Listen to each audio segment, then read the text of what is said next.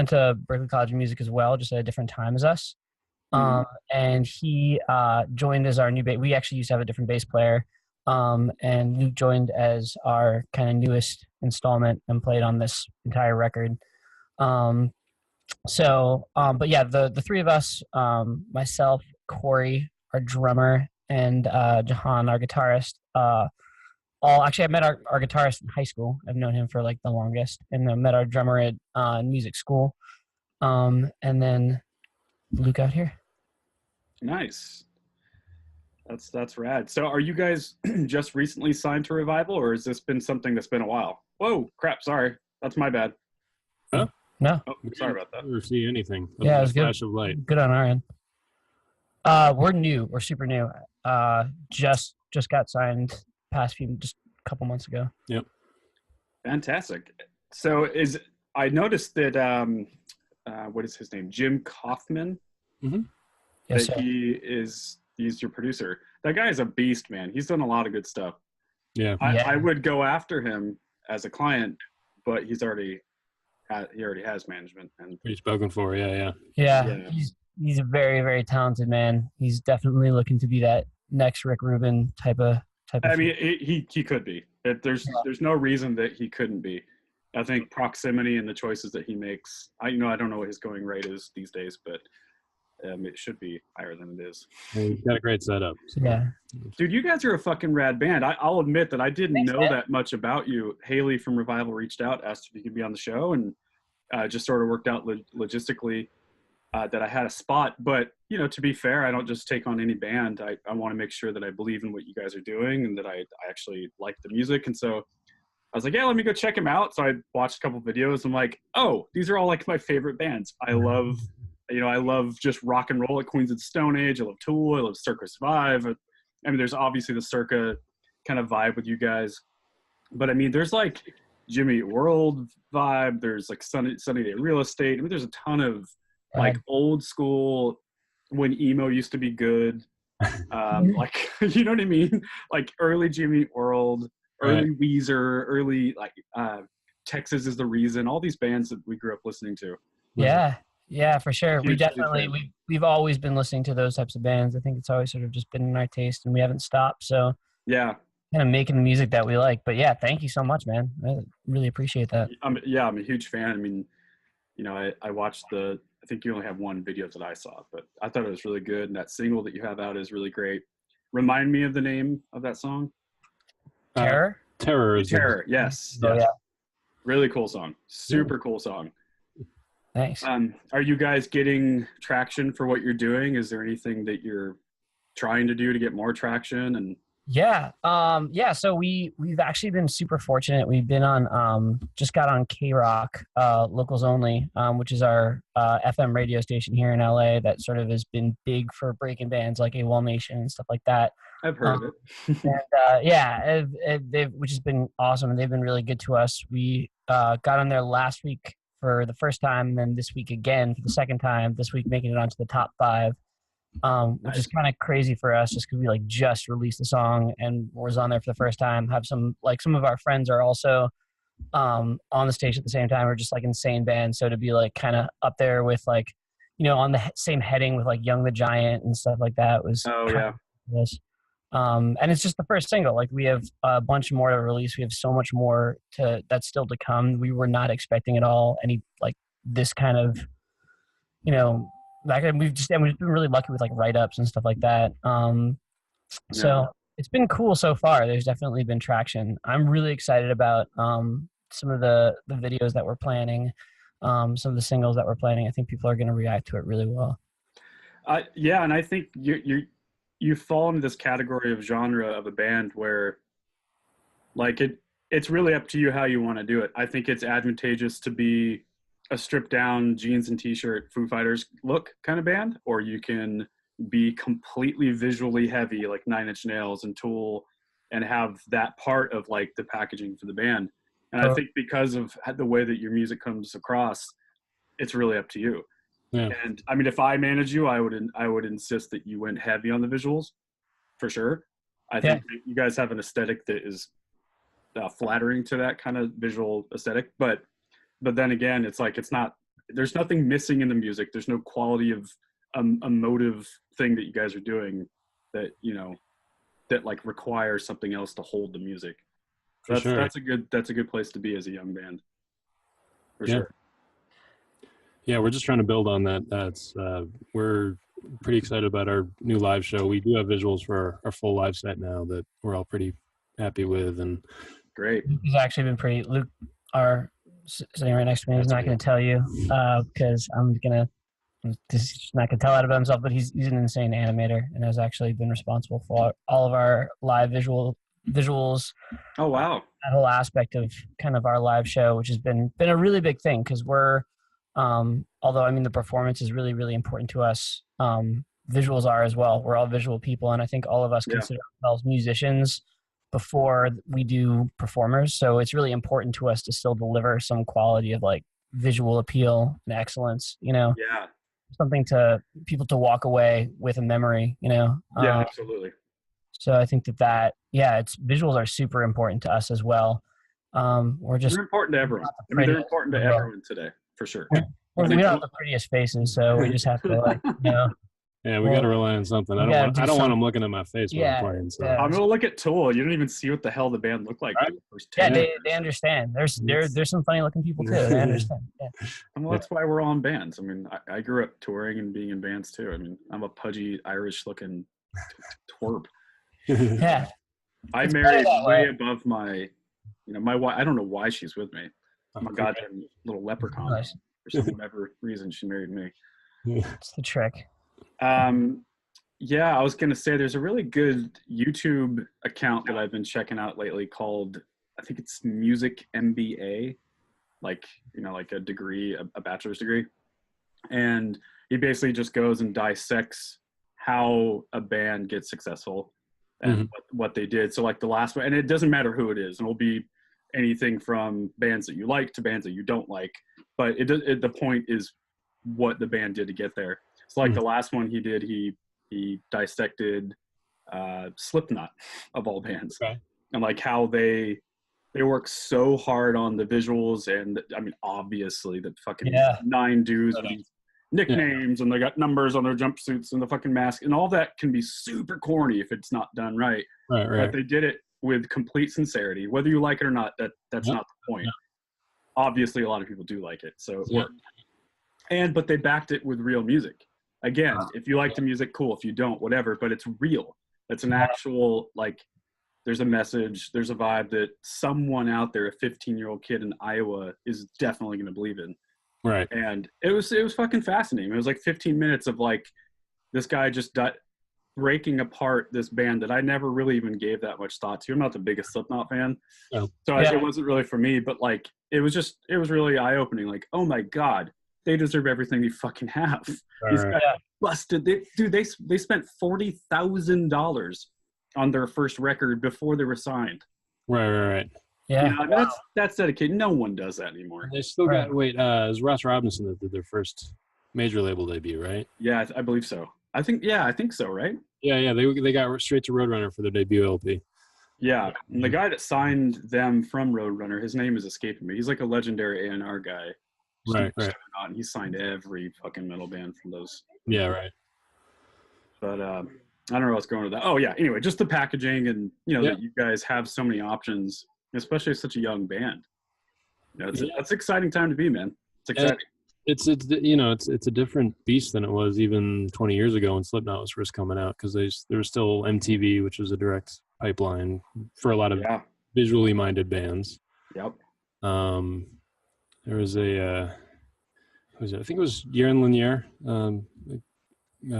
writer technologist dude, who was postulating about how difficult for any band, and it's still a fun mental game to play, is like, what band has broken in the last 20 years since the internet and smartphone culture kind of enveloped everything?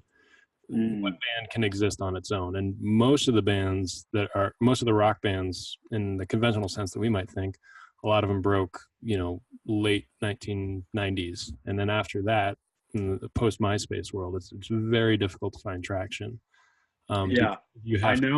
You can't just be a pretty face or have a good video. Like you could have one hook originally, and it got you on radio or got you on MTV and whatever that was.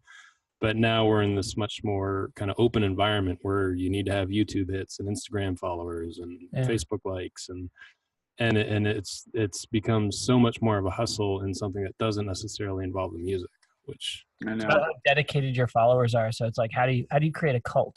That's it. I was just gonna say that was one of the things this guy talked about, because they refer to their fans as maggots. Right. Right. But it's Gaga's Little Monsters, or exactly. But they feel like they're a loyal tribe, though. They will follow them to the ends of the earth. And so that's what's cool. I mean, he was talking about like the record sales. They've been like, they've billboarded at number 2, which is crazy for a 9-piece metal band who wear masks. The fact that they've sold. I don't know if that's ever going to happen again. Never again will that ever happen. I think the last big metal selling record was the Death Clock record from. It's just it's you needed a cartoon to have. I'm looking at Baby Metal. Baby Metal, yeah. Are they Japanese or Korean or something like that? I think that they'll be the next metal band to make it to the pop charts. They're designed by an algorithm. Exactly. That's hilarious. But and the guy, he was talking about how he's like, sure, there's been tons of like SoundCloud rappers and one-hit wonders today that have technically sold more units and have had higher numbers, but they're one-hit wonders. Who gives a fuck about those SoundCloud rappers? No one's gonna care in a year.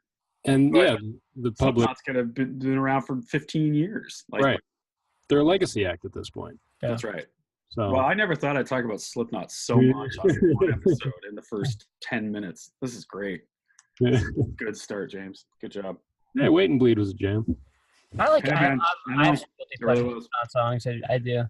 I definitely had a Slipknot, working man college shirt. Oh yeah, man. I mean, they came out swinging, dude. And I respect any man that does that. Yep. Like, we're here. You're either gonna like us or not.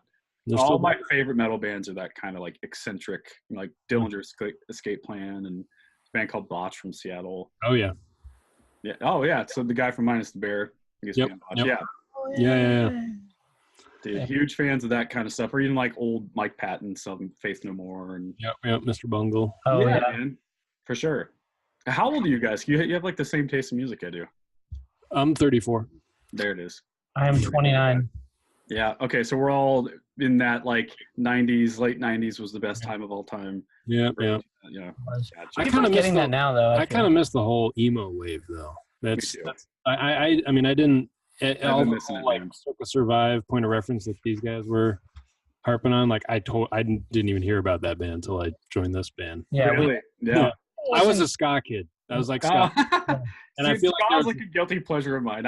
All of my friends about yeah, horns and rock bands. Man. See, we really like Jahan and I in high school listened to a lot of like the emo bands that decided to be artsy, Receiving End of Sirens, and sort of that whole wave of things. Circa Survive.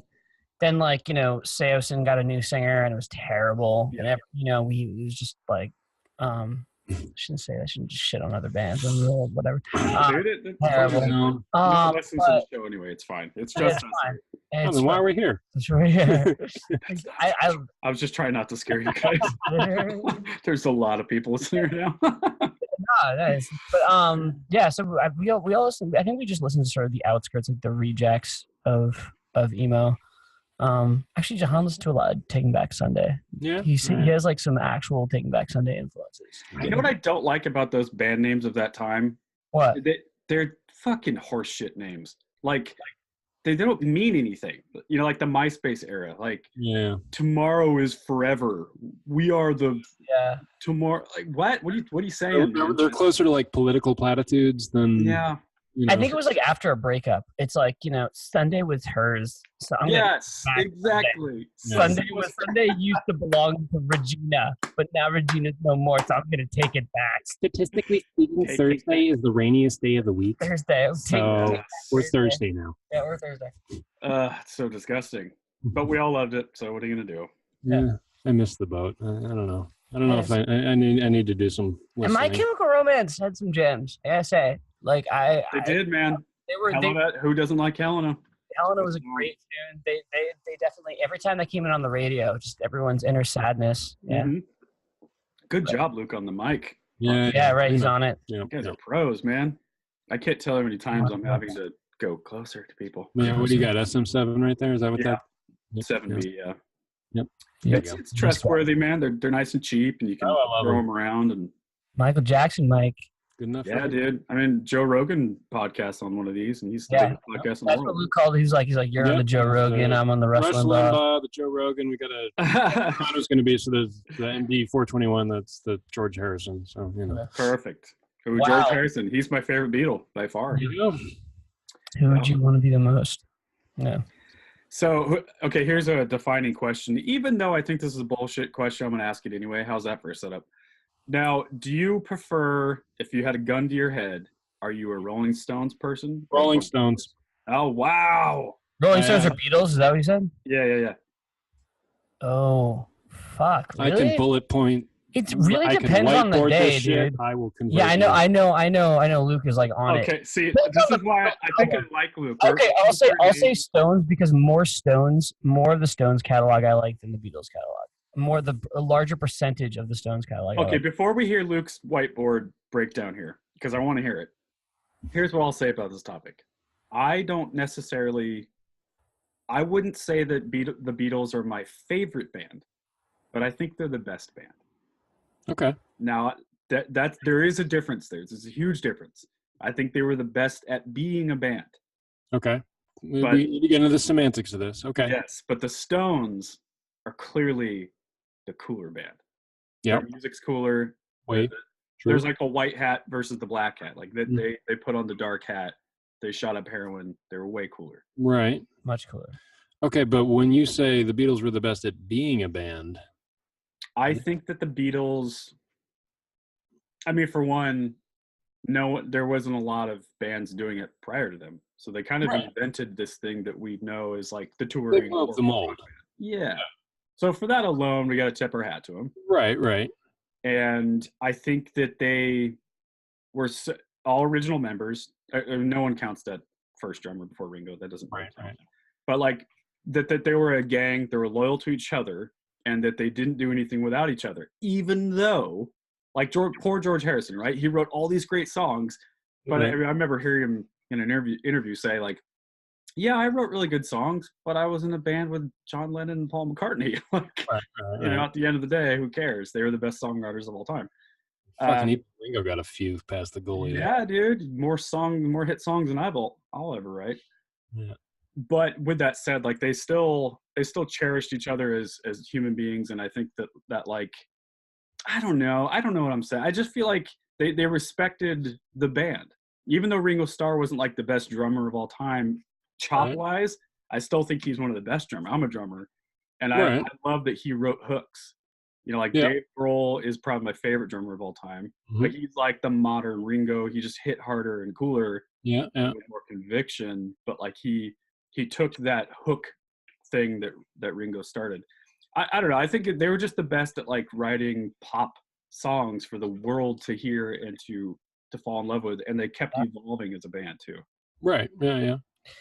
Yeah, I think that like I think it's hard to argue that the Beatles went in more areas musically. I think that this from an experimental standpoint, they experimented more. Mm-hmm. It definitely is like it comes down to. Are you analyzing like the skill and like craftsmanship of the band, or like? See, I don't care about that. That's or I never have. Or even just how iconic or new the music was at the time, or how important it was for the evolution of music. Like I think you can't argue with that about the Beatles, but there's I would rather listen to the Stones for a longer period of time, just from a complete mood. Standpoint, I can listen to more. Yeah, they were able to produce music for a longer period of time as well. True. If you want to talk about being good at being a band, I mean, true. That's true, man.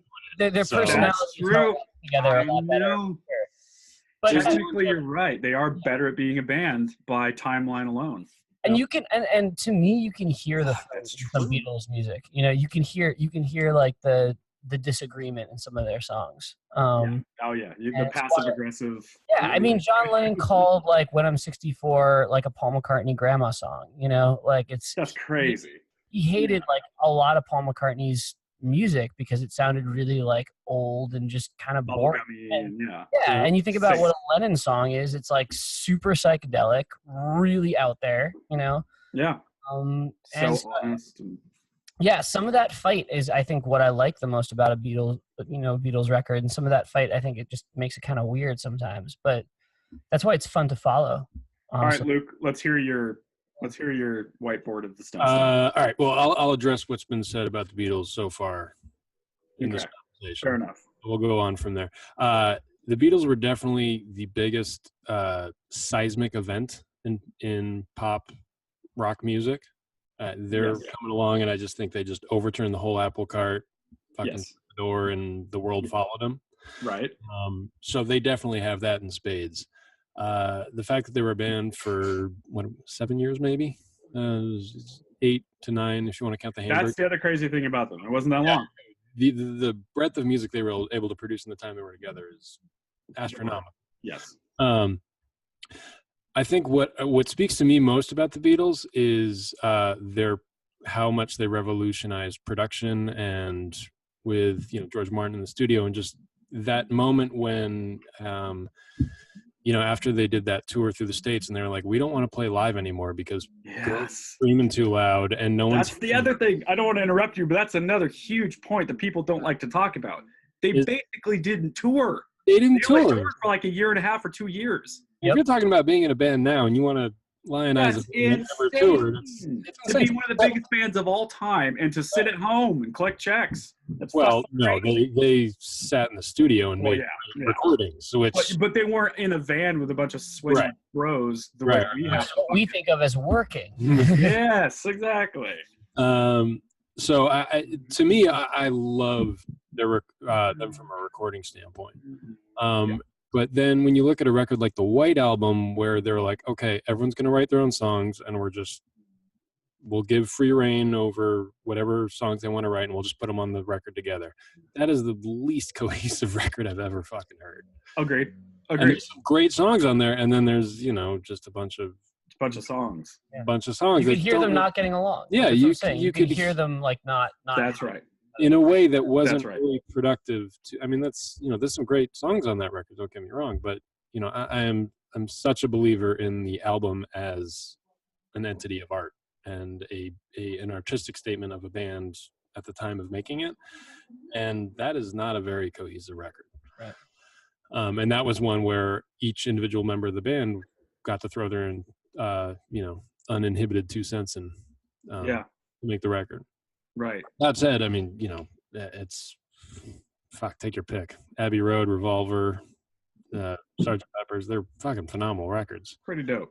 But if laying them up against the Stones, to bring them into why I actually have to put the Stones above them, is what the Stones did musically and cohesively as a unit was take elements of doo-wop and blues that came before it and just really kind of stew it into something that was really fresh. And you had someone like Charlie Watts, who's like very much comes from a jazz background, and no one playing in the Stones feels inhibited by playing in the Stones, the way that you could tell Ringo's got chops and he can do some shit, but they kept him on a leash, and they kept Harrison on a leash, right, so that Lennon do their thing, and they're brilliant, and the world's a better place for. God damn it! I've been saying the same fucking spiel about the Beatles for fucking ever, and I'm starting to change my goddamn mind now. I have that effect on people, but because you're right. Charlie Watts does play with freedom. Yeah, and I feel like he doesn't have that weight on his shoulders that Ringo had, and I think you might be right at them maybe being a better band. Like Bill Wyman's bass lines, like, oof, dude. It's more Can't organic you hear me knocking, bitch? Like those songs. God damn it! They're all just playing the way everything up play, and it works perfectly well together. Yeah, I mean, it, and I think that like if you really think about what you're saying, at the end of the day, being in a band like that would be great, right? I'd much rather be in the Rolling Stones than the Beatles. Yes, and you'd rather be in a band where you feel free to be yourself and express yourself and not have some looming power structure of some guy being like, I'm the fucking genius. Yeah, right. That's exhausting after a while. Beatles got stressful for sure. I think it was stressful to be a Beatle at the end. It was clearly it was. Yeah. It didn't last long. Well, So, I think we that's my Stones Beatles take.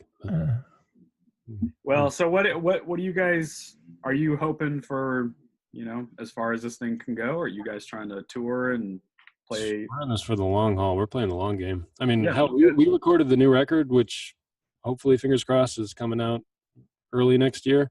That's almost a year and a half old at this point, and we got probably half another record written, ready to go. I'm hoping we can take some time and start doing some demo recording on some new tunes, and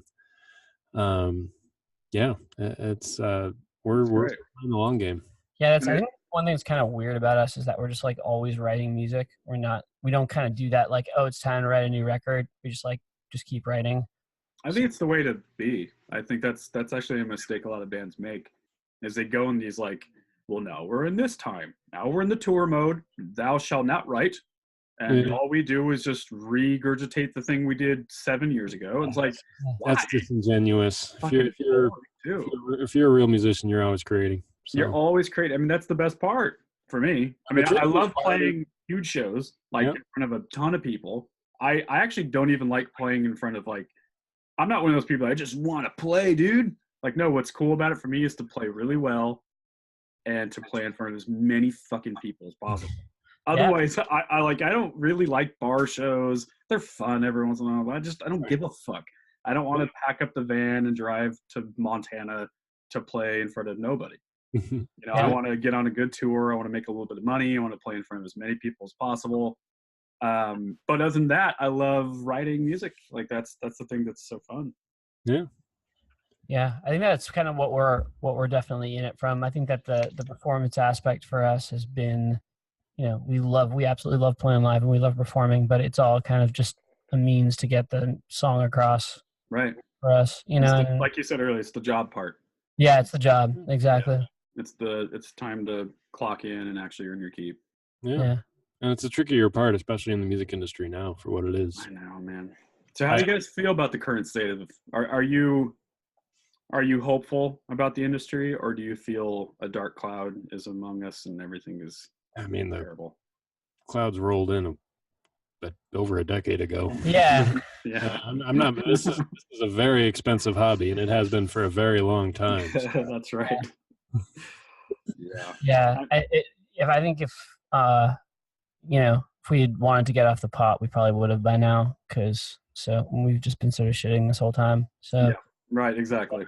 At this point, I don't really see us. I think we've just put so much into it. I don't see any of us like doing anything else with our lives.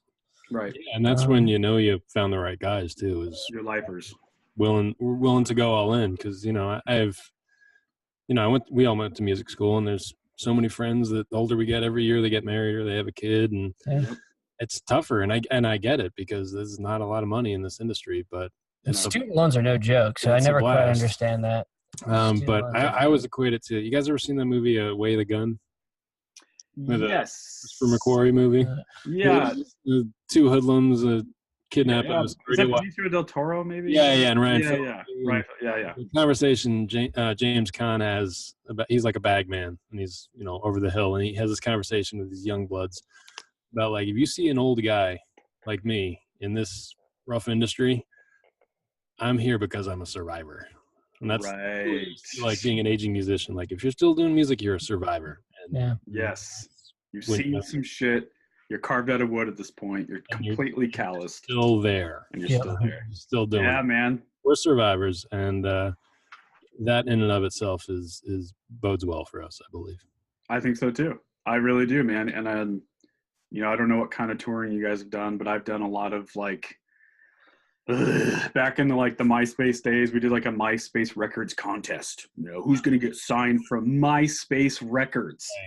What in the actual fuck?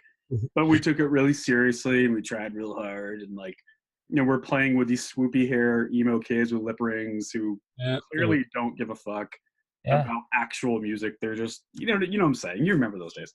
Like, you know, doing Warped Tour runs with just terrible no-name bands at like 11 in the morning in a polo field in Pomona, California. You know, just like, what are we doing? But I don't know. And I think that's good to be like the seasoned veteran guy. Yeah. It's good because it makes you know the band Every Time I Die? Oh, yeah. Oh, yeah. They've become those guys now. Yeah. That's like who they are now. They're like the older dudes have been around the fucking block and they shove little bands out of their way. Yeah. Like, you know, Dillinger was the same way too. Yeah. Like, hey man, dude, we've been here for 10 years before you. Like, move aside, kid. Yeah. And I think to have that swagger and that, you know, have your head up a little bit is something I can kind of sense from a band like you. And I think it's also honestly like if I were signing bands or if I wanted to manage a band, that's what I'm gonna look for. I'm gonna look for the survivor. I'm gonna look for the people that are like, look, we don't need you. That's cool if you want to work with us. That's great. We'll take you on and everything, but we clearly don't need you. We didn't need you before. We won't need you after. There's no quick buck in the music industry now. That's the thing. No. What no one realizes is, you know. No. Yeah. You get a million hits on YouTube, and I don't know what that buys you a takeout dinner. Yeah, I know. I mean, there's a lucky few rappers or something, and maybe you get on a movie soundtrack or something. Yeah, I saw an interview with a dude who wrote "Love Yourself" with Justin Bieber, and he made a total of $5,000 off royalties with that, dude. Well, things are getting a little bit better. I know that last initiative. Yes, that's huge, man. It's huge. That legislation really matters, guys. Yeah, because bands like yourself, who now are on Spotify, you know, I saw it. You're there. Now you can actually start making money off the plays from Spotify, whereas before you guys had no shot, like zero. Right. Zero chance of making any money off all that hard work. But God knows Spotify is not too invested in us making more money off their platform either. So yeah, no, Spotify. You know, the markets are not going to be. Our platforms for releasing music are still not necessarily going to be on our side, which is frustrating. Yeah. For a long time. We'll see. It's a step in the right direction, which, you know, the way things are going now. And it's not all bad. I mean, it's like with the way it is now, the barrier to entry is not as hard. So that's good. Now there's direct upload for artists on Spotify. They can upload directly, which is pretty cool. What we're doing right now didn't exist when we were growing up. You had to be on the radio, you know, and to get an interview in any media was really hard. I didn't have to ask anybody to start a podcast. I just fucking did it. Right. And like you guys, the same for you. You don't have to ask anybody. You just do it yourself. Yeah. Whereas back in the day, I had to wait for some guy to sign you and like, what the fuck, you know? Yeah. So that's good. That's good news that we have the control now. But with that said, all that control means that you have to do it all. Yep. And you have to make it happen for yourself. And the pond is that much bigger. Oh my God. And just, you know, public attention span is declining as well. So, you know, releasing an album now, like, you're kind of almost better off just releasing singles. I know. Songs matter. Yeah. I mean, it's because, like I said earlier, I'm a firm. You know, to me, the LP is such a perfect artistic statement. Yeah, it is. Work and just the cycles of songs and how it kind of feeds a bigger. To all of us picture. 90s kids, really. I mean, there's so many 90s albums, you know, like all of us who grew up in the 90s have records that we love. So now it's a matter of translating that. I mean, that you think it's like, the nice thing is that you think of most of the records that you love and there still are like songs, you know, there still are, you know, there's always some carve away, like perfect song in there. And I think the biggest difference now is that you got to put that song first. You know, you got to like immediately be like, hey, we're over here. Cause otherwise, you know, somebody's going to be, you know, 20 years is some kid growing up now going to look back nostalgically and be like, oh man, that was the week that playlist came out. Yeah. Right. I know. I can still remember, like, I can remember the exact time and date and what shop I went to get a record the day it came out. And yep, me too. Just lived in my car. Newbury Comics? All about the Newbury Comics. I mean, I don't know. It's like but at the end of the day, we can sit here and be nostalgic, and that's fun. But that's useless. It's useless. It doesn't help anyone. No. The train is going whether you want it to or not. So we might as well get on. It's an adapt or die. Yep. Exactly. It always has been. It just changes so much more rapidly. So. Every week, guys, I like to do a movie pick of the week. Ooh, I love movies. Yes. So you can see the screen now, I would assume, right? Yeah. Okay. Oh, yeah. I've heard about this. Speaking of 90s. This is... I know this is very appropriate for what we've been talking about. Have you seen this one yet? What's that? Have you seen this movie yet? I just saw it. It was really good. Yeah. Now, have you guys seen this? No. I have not. I just pass it by when I walk to Starbucks because it's like Arclight is across the corner. It was like around the corner for me. And they have this giant poster. Forever wary of nostalgia porn as much as we've been talking about the days of yore. The only ad is just Jonah Hill, mid-90s. It's like, really out. Never much of a skater either. Reznor and Ross did the score though, right? They did, yeah. It was really good. They actually did it for free as well, from what I hear. Really? Yeah, it was a really small budget movie. But I did grow up skateboarding. Skateboarding culture in the 90s was huge for me, huge for all the dudes I grew up with. Mm-hmm. Defined our culture, and it kind of kicked off a lot of musical interest for me too.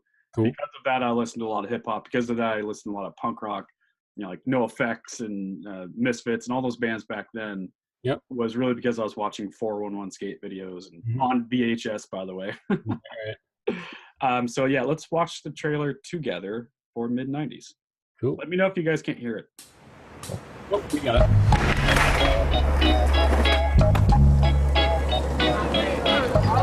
Mature woman though. Get the fuck out of the front of my store. Fuck you! Not here.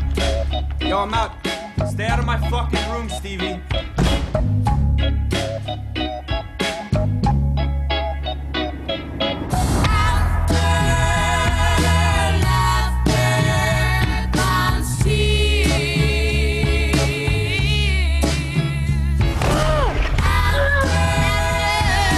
Skating like shit today, man. Looks cool to me. I'm moving. Stevie. Yo, check the script. Me and the girls getting whipped. Punks in the bip, 40 dogs. Hey, y'all not supposed to be around here. Get the fuck out. Hey, the little nigga with the Toys R Us badge, come here. You can't say nigga, I don't think. You fucking Sheryl Crow looking motherfucker. This is awesome. I've never been in a car without someone's mom or dad before. You're so cute. You're like at the age before guys become dicks. Oh, fuck. Yo, what the fuck? Oh, shit. You think you're pretty cool. Your ghetto-ass friends. You good? You think you're tough and shit. You're just a little fucking kid. A lot of the time, we feel like our lives are the worst. But I think if you looked at anybody else's closet, you wouldn't trade your shit for their shit. So let's go. That's why we ride a piece of wood, like what that does to somebody's spirit. Stevie, what the fuck are you doing?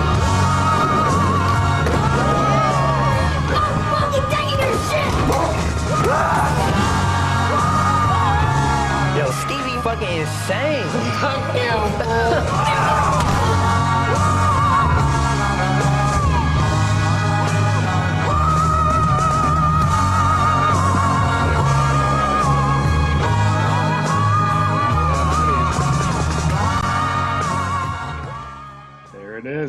Mid-90s. Go check it out.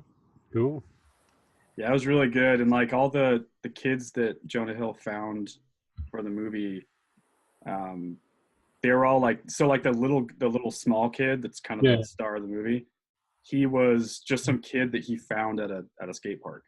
That's not Stranger Things. Is that a Stranger Things dude? No. It looks so much like the Stranger Things dude. I really thought that guy was. So this kid, he is like a young actor kid. He's been in other stuff, but he's really tiny. He's like 12 years old. I think he was 13 in the movie, and he's just some no-name kid that was skating in a park in San Diego, and so they went and got him. And then so the kid with the long curly hair, he's like a semi-pro skater, and then the young black kid that's like their best bud, he's one of the best skaters in the world right now. Oh, cool. Yeah, he's a pro skater, and so anyway, it's really fucking cool. I'm a huge skate kid, and like I grew up, like I said, doing that. So that was a dope movie for sure. Go check it out. Will do. Sick. And it pulls on the heartstrings for sure. Yeah, looks like it. Yeah. So you're wary of the of that, though. You were saying. Say what? You said you were wary of nostalgia. Yeah. I also I have zero interest in coming of age movies. I don't know if it's like not to get too psychological about it on the couch or anything. It's just like I didn't really enjoy my middle and high school years as much as I wish I did. So it's like, asking bucks to like. That's so funny. I didn't either, to be fair. I hated high school. I hated all school. Yeah. But I love coming. I'm such a fucking soft-hearted twerp. Yeah. Like I love John Hughes movies. Yeah. There's a movie called 8th Grade that I really loved. Highly recommend that movie. I heard that was good. Again, that might not be for you though, because that's super. I mean, it's like literally a coming of age movie. But I guess that is. I'm fascinated with developmental psychology role, like what social media is doing to kids, and I guess that movie 8th Grade very much so. Some of that. So I'm curious to see it through that lens. And the guy, what's it, Bo Bergman? Bo Bergman, yeah, the comedian. Yeah, the comedian. He wrote and directed it, and it was really cool too, because it was written by a guy, but from the perspective of a girl in 8th grade. So it was kind of cool finally to have like that female perspective. That in movies. Male writes a good female character. That pretty rare. It's pretty rare. Yeah, Quentin Tarantino tried constantly to. Oh, he fails. And so I love bad. Tarantino, but he's the worst at women dialogue. Every time my wife will watch like Pulp Fiction or whatever, she just starts yelling like, "Oh, that's not how women talk." Yeah. I think it just says something about just the disparate nature of male and female psychologies. Like for a base level psyche of a male to imagine the inner complexities of female is much more difficult than a female trying to imagine a guy that pretty much just operates on sex and cheeseburgers. Yes. That's true. So I definitely like sex and cheeseburgers. I love sex and cheeseburgers. It's pretty much my driving force. That's the only that's what else is there? Going. Yeah. Sure. What else is there? Yeah, I look back on all my favorite authors and it's like, oh yeah, they all those guy authors were fucking terrible at writing female protagonists. Or they have like one model of female character like prefabbed over and over and over and over again. Roald Dahl. Roald Dahl? Roald Dahl. I said Roald Dahl. Roald Dahl. I was way too much into the spirit. Yeah, Roald Dahl. Matilda? Yeah, Matilda. That's a good one. Yeah, okay. Yeah, that's good.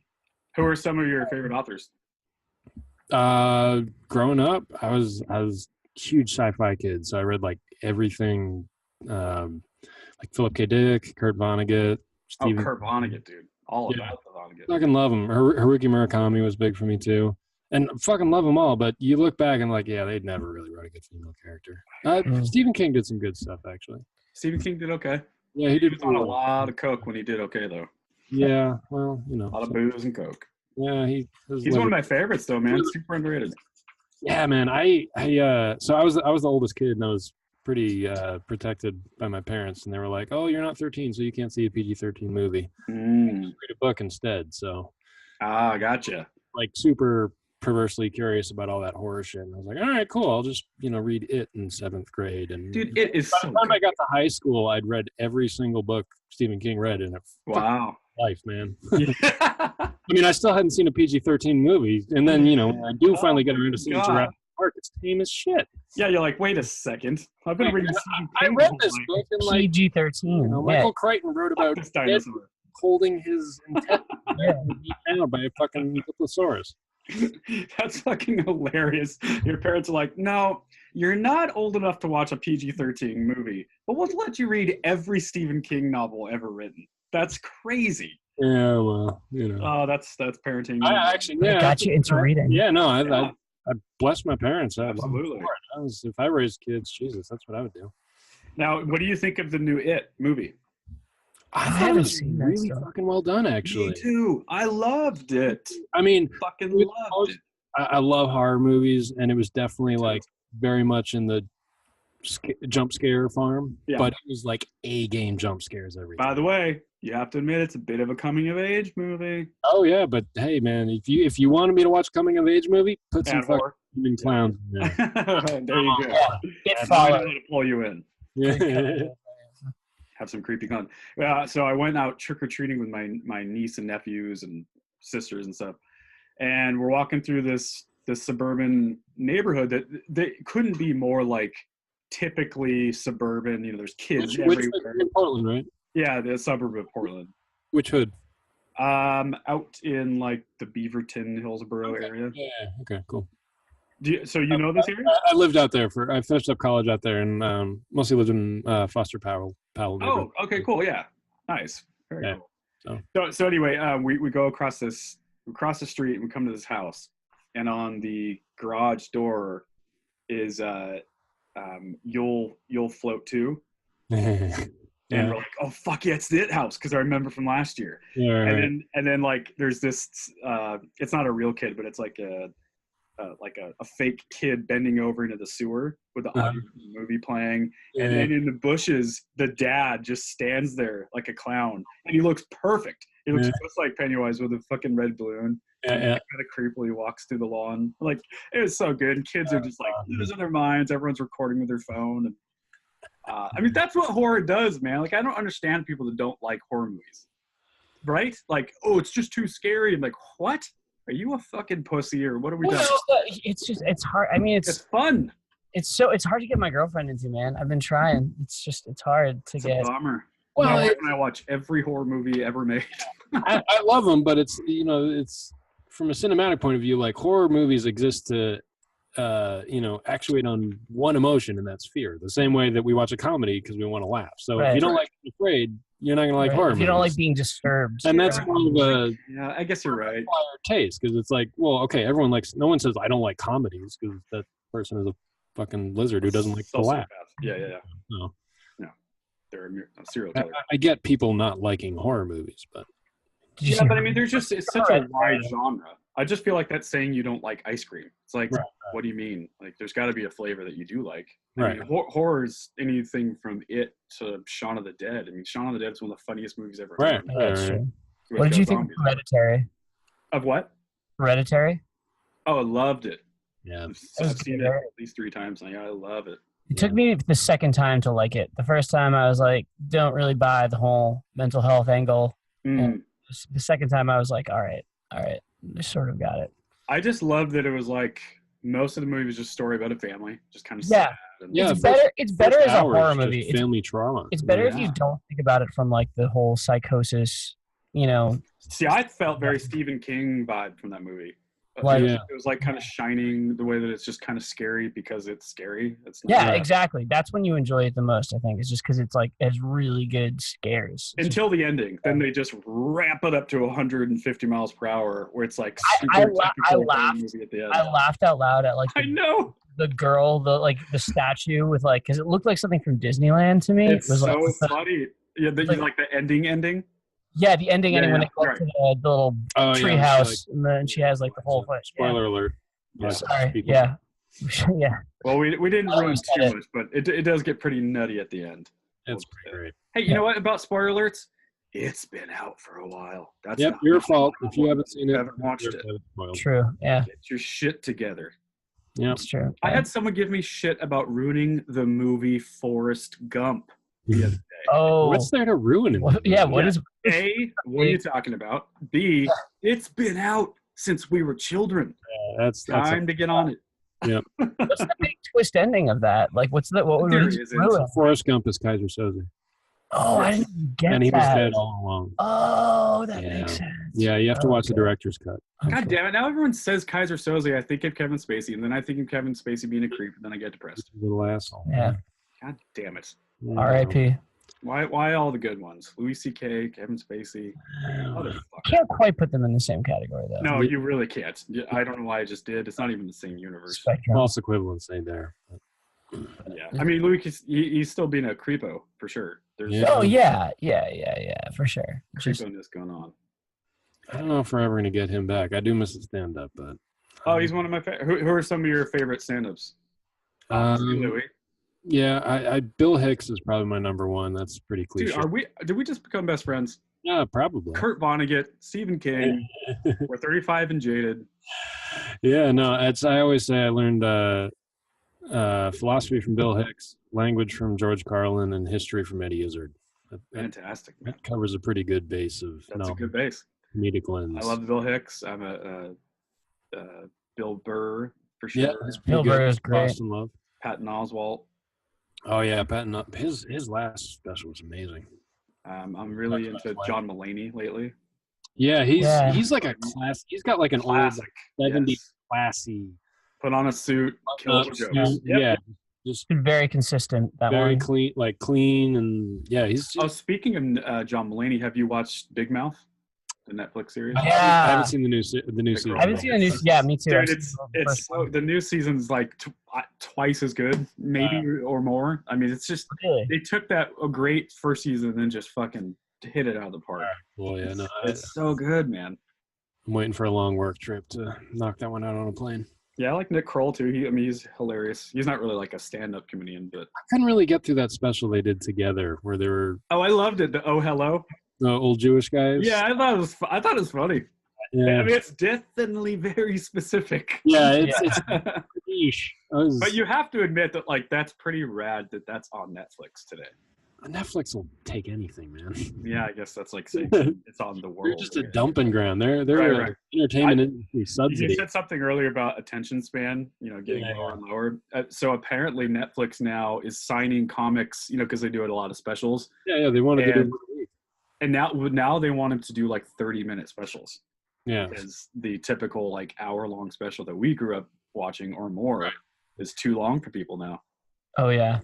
I think it's a bummer, man. Like it takes a while because the stand-up special is just like an album or, it's a whole arc. It's an artistic statement. Yeah, for sure. It's not. I'm sorry, I just thought that was interesting. Yeah. Yeah, no, they're just, I don't know, they're a fire hose of content, and I can't keep up on it. Yeah, it's simply too much. Yeah. I would like one person to explain to me how.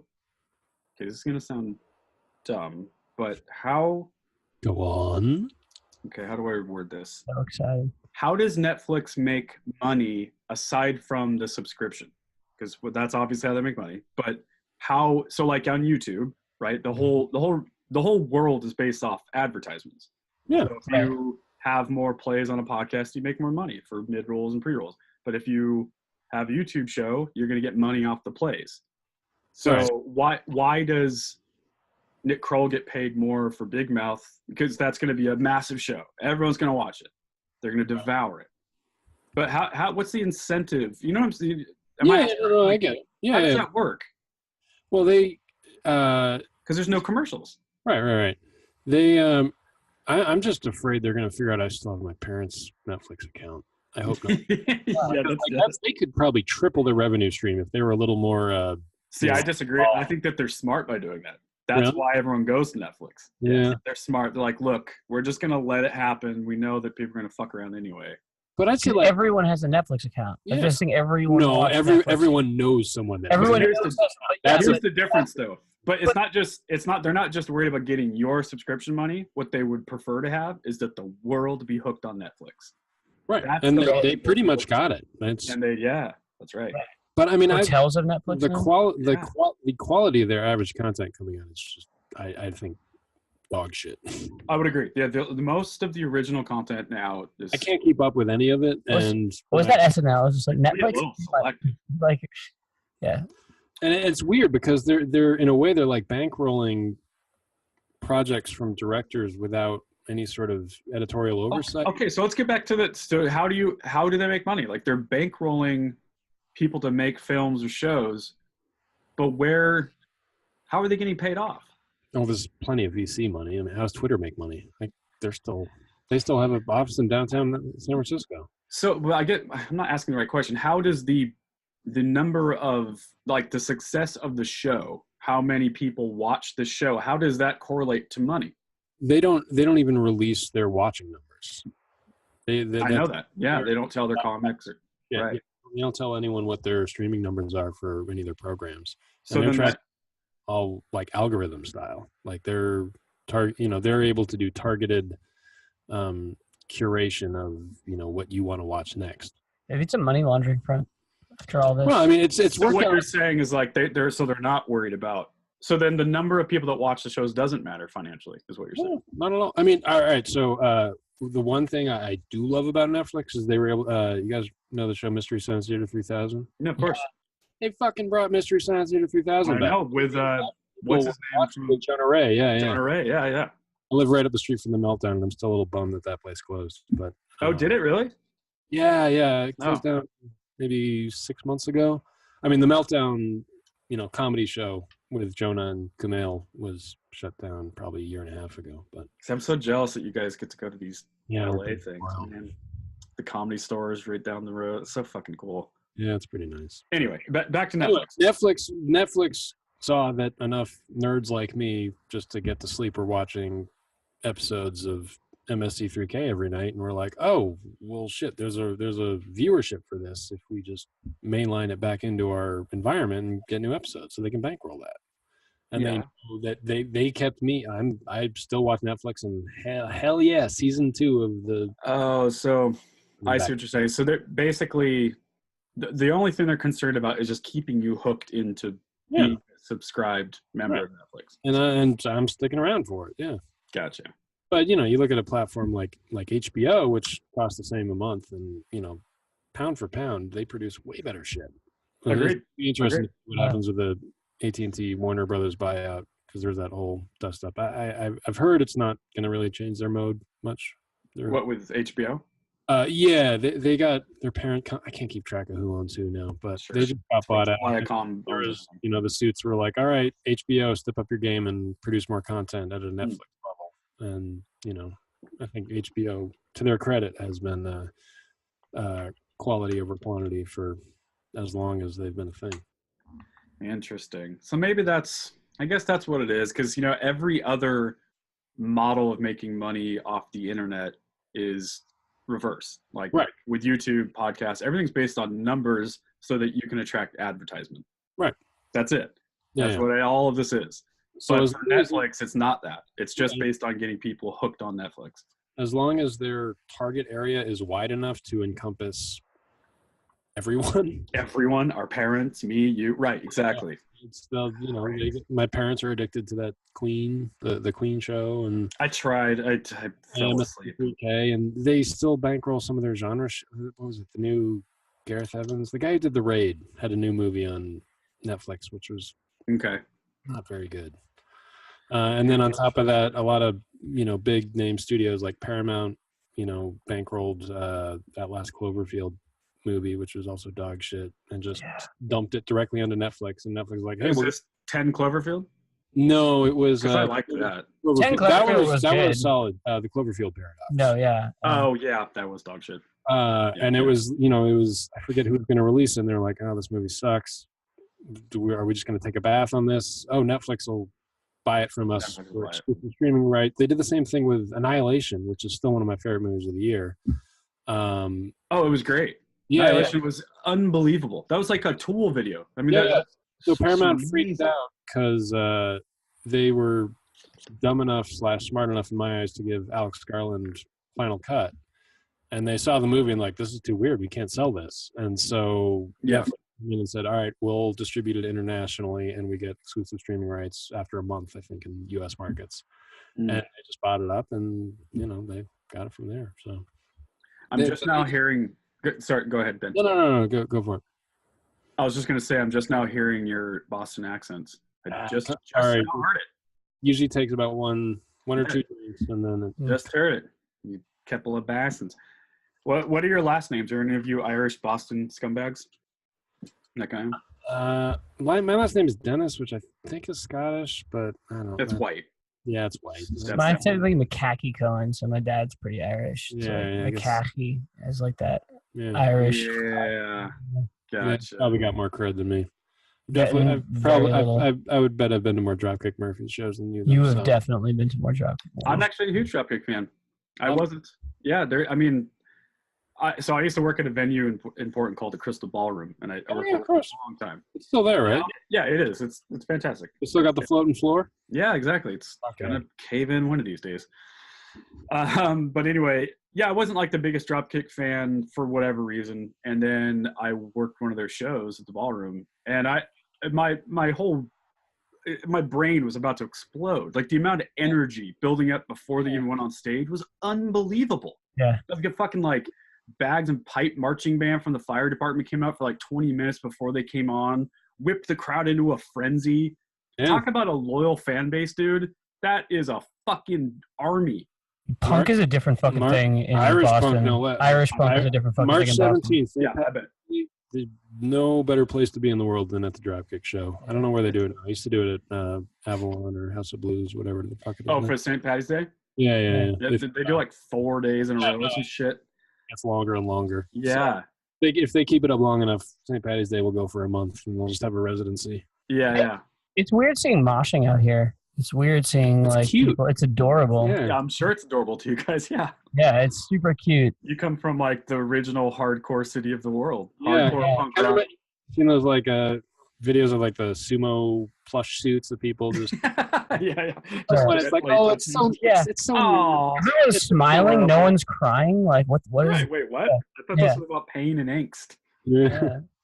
Hey guys, every show I do a ceremonial piss break where we take a few minutes, we refresh ourselves. You can jack each other off. You can jack each other not off. It doesn't matter to me. I'll go to this corner. Ben will go to that corner. Cool. Okay, I'll be over here jacking off. Let's do that. In about 5 minutes, we'll come back, okay? That was good, man. So refreshed. I'm just going to leave everything open. We'll come back. All right. Cool. All right. So. There they are. And we're back. Yes. So what does a ceremonial pissing involve? Or like chanting or goat sacrifice? Parody. It really just means a 35-year-old guy peeing in the studio by himself. That's that. It took me a long time to pee too. I'm getting there. Yeah, it's really long time. I pee a lot. I also drink liquids all day long. That's good. That's good to stay hydrated. So. I'm a coffee freak. Dude. We all are. Yeah, you guys live in a good town for coffee. Not as good as my town, to be fair. You guys are aces out there. Coffee's just fucked up strong here. It doesn't necessarily have to be good. It just has to be really strong. Yeah. There's a place in Venice off Abbot Kinney I love. It's a terrible name. Intelligentsia. They're all over. They're everywhere They're now. kind of the stump. Oh, are they? They're everywhere, yeah. They're all over Silver Lake, all over East LA. They're good. They're good. Yeah, it's good. I mean, it's so like hipster, elitist coffee joint, but it's good. There's them tall words coming from someone in Portland, but yeah. All right, well, welcome officially back to the program. The program? What am I, 100 years old? Welcome back to the program. Regularly scheduled program. Back to my program. The words from our sponsors. So at this point, we'll do some current events. Oh boy, things that are going on in the world. Okay. We can avoid politics if you want, or we can get into it. I don't give a fuck. I don't know. Let's get I don't really have anything political, so okay. We won't go there. Actually, well, we'll start out with something super sad. Can you see the screen now, guys? No, I can't. I can see you. Let me share screen again.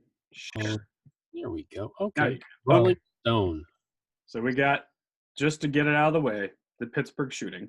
Oh, you guys boy. hear about this? Yeah. What a bummer, right? Jesus, God almighty.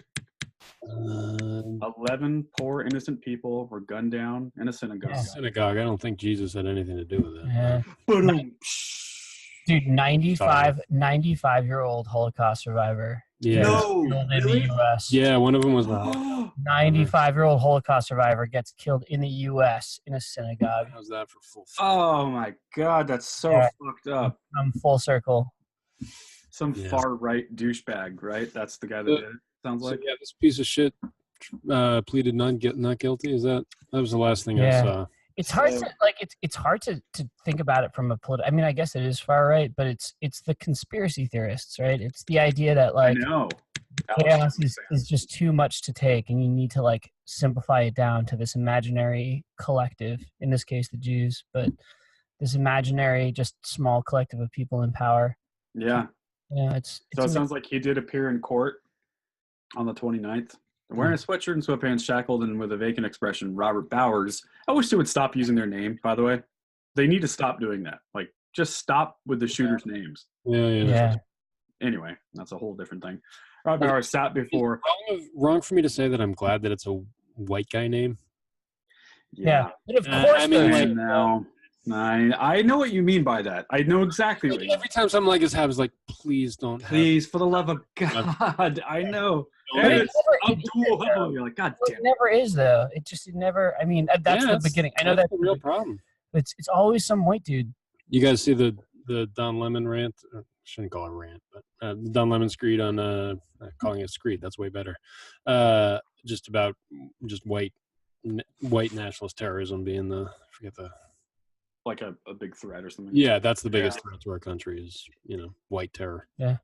Yeah, I mean, there's a lot of truth to it. I mean, to be fair, there's been a ton of radical Islam shit go down in this country, or ever for the world, for that matter. Yeah. But as far as like these mass shootings specifically in America, you're right. It's been overwhelmingly white males. Yeah. Yeah. We haven't seen anywhere. We're so. I think we're deeply afraid of more Islamic terrorism since obviously September 11th, and when we see things happen in Europe, but yeah, for us, it's usually the thing that we have to be scared of is white men. Yeah, absolutely. People that look like me. Yeah. Right. So then it goes on to say, Bowers, the man accused of killing 9 congregants, wow, I can't talk, congregants in a hate-filled attack in the Pittsburgh synagogue named the Tree of Life, arrived in a wheelchair pushed by a United States Marshal. What attack is not hate-filled? Why was he in a wheelchair? Oh, because he was probably shot, right? Hate-filled attack. I think that police got love-filled attack. Love-filled attack. That feels redundant. I always thought it was weird that there's like a difference between a hate crime and a crime. Yeah. I mean, I understand. I don't know. Like, you can commit a crime just to, like, if you really want that bag of Cheetos, it's different than like seeing the guy who's selling the bag of Cheetos being like, yeah, I don't like you and the color of your skin.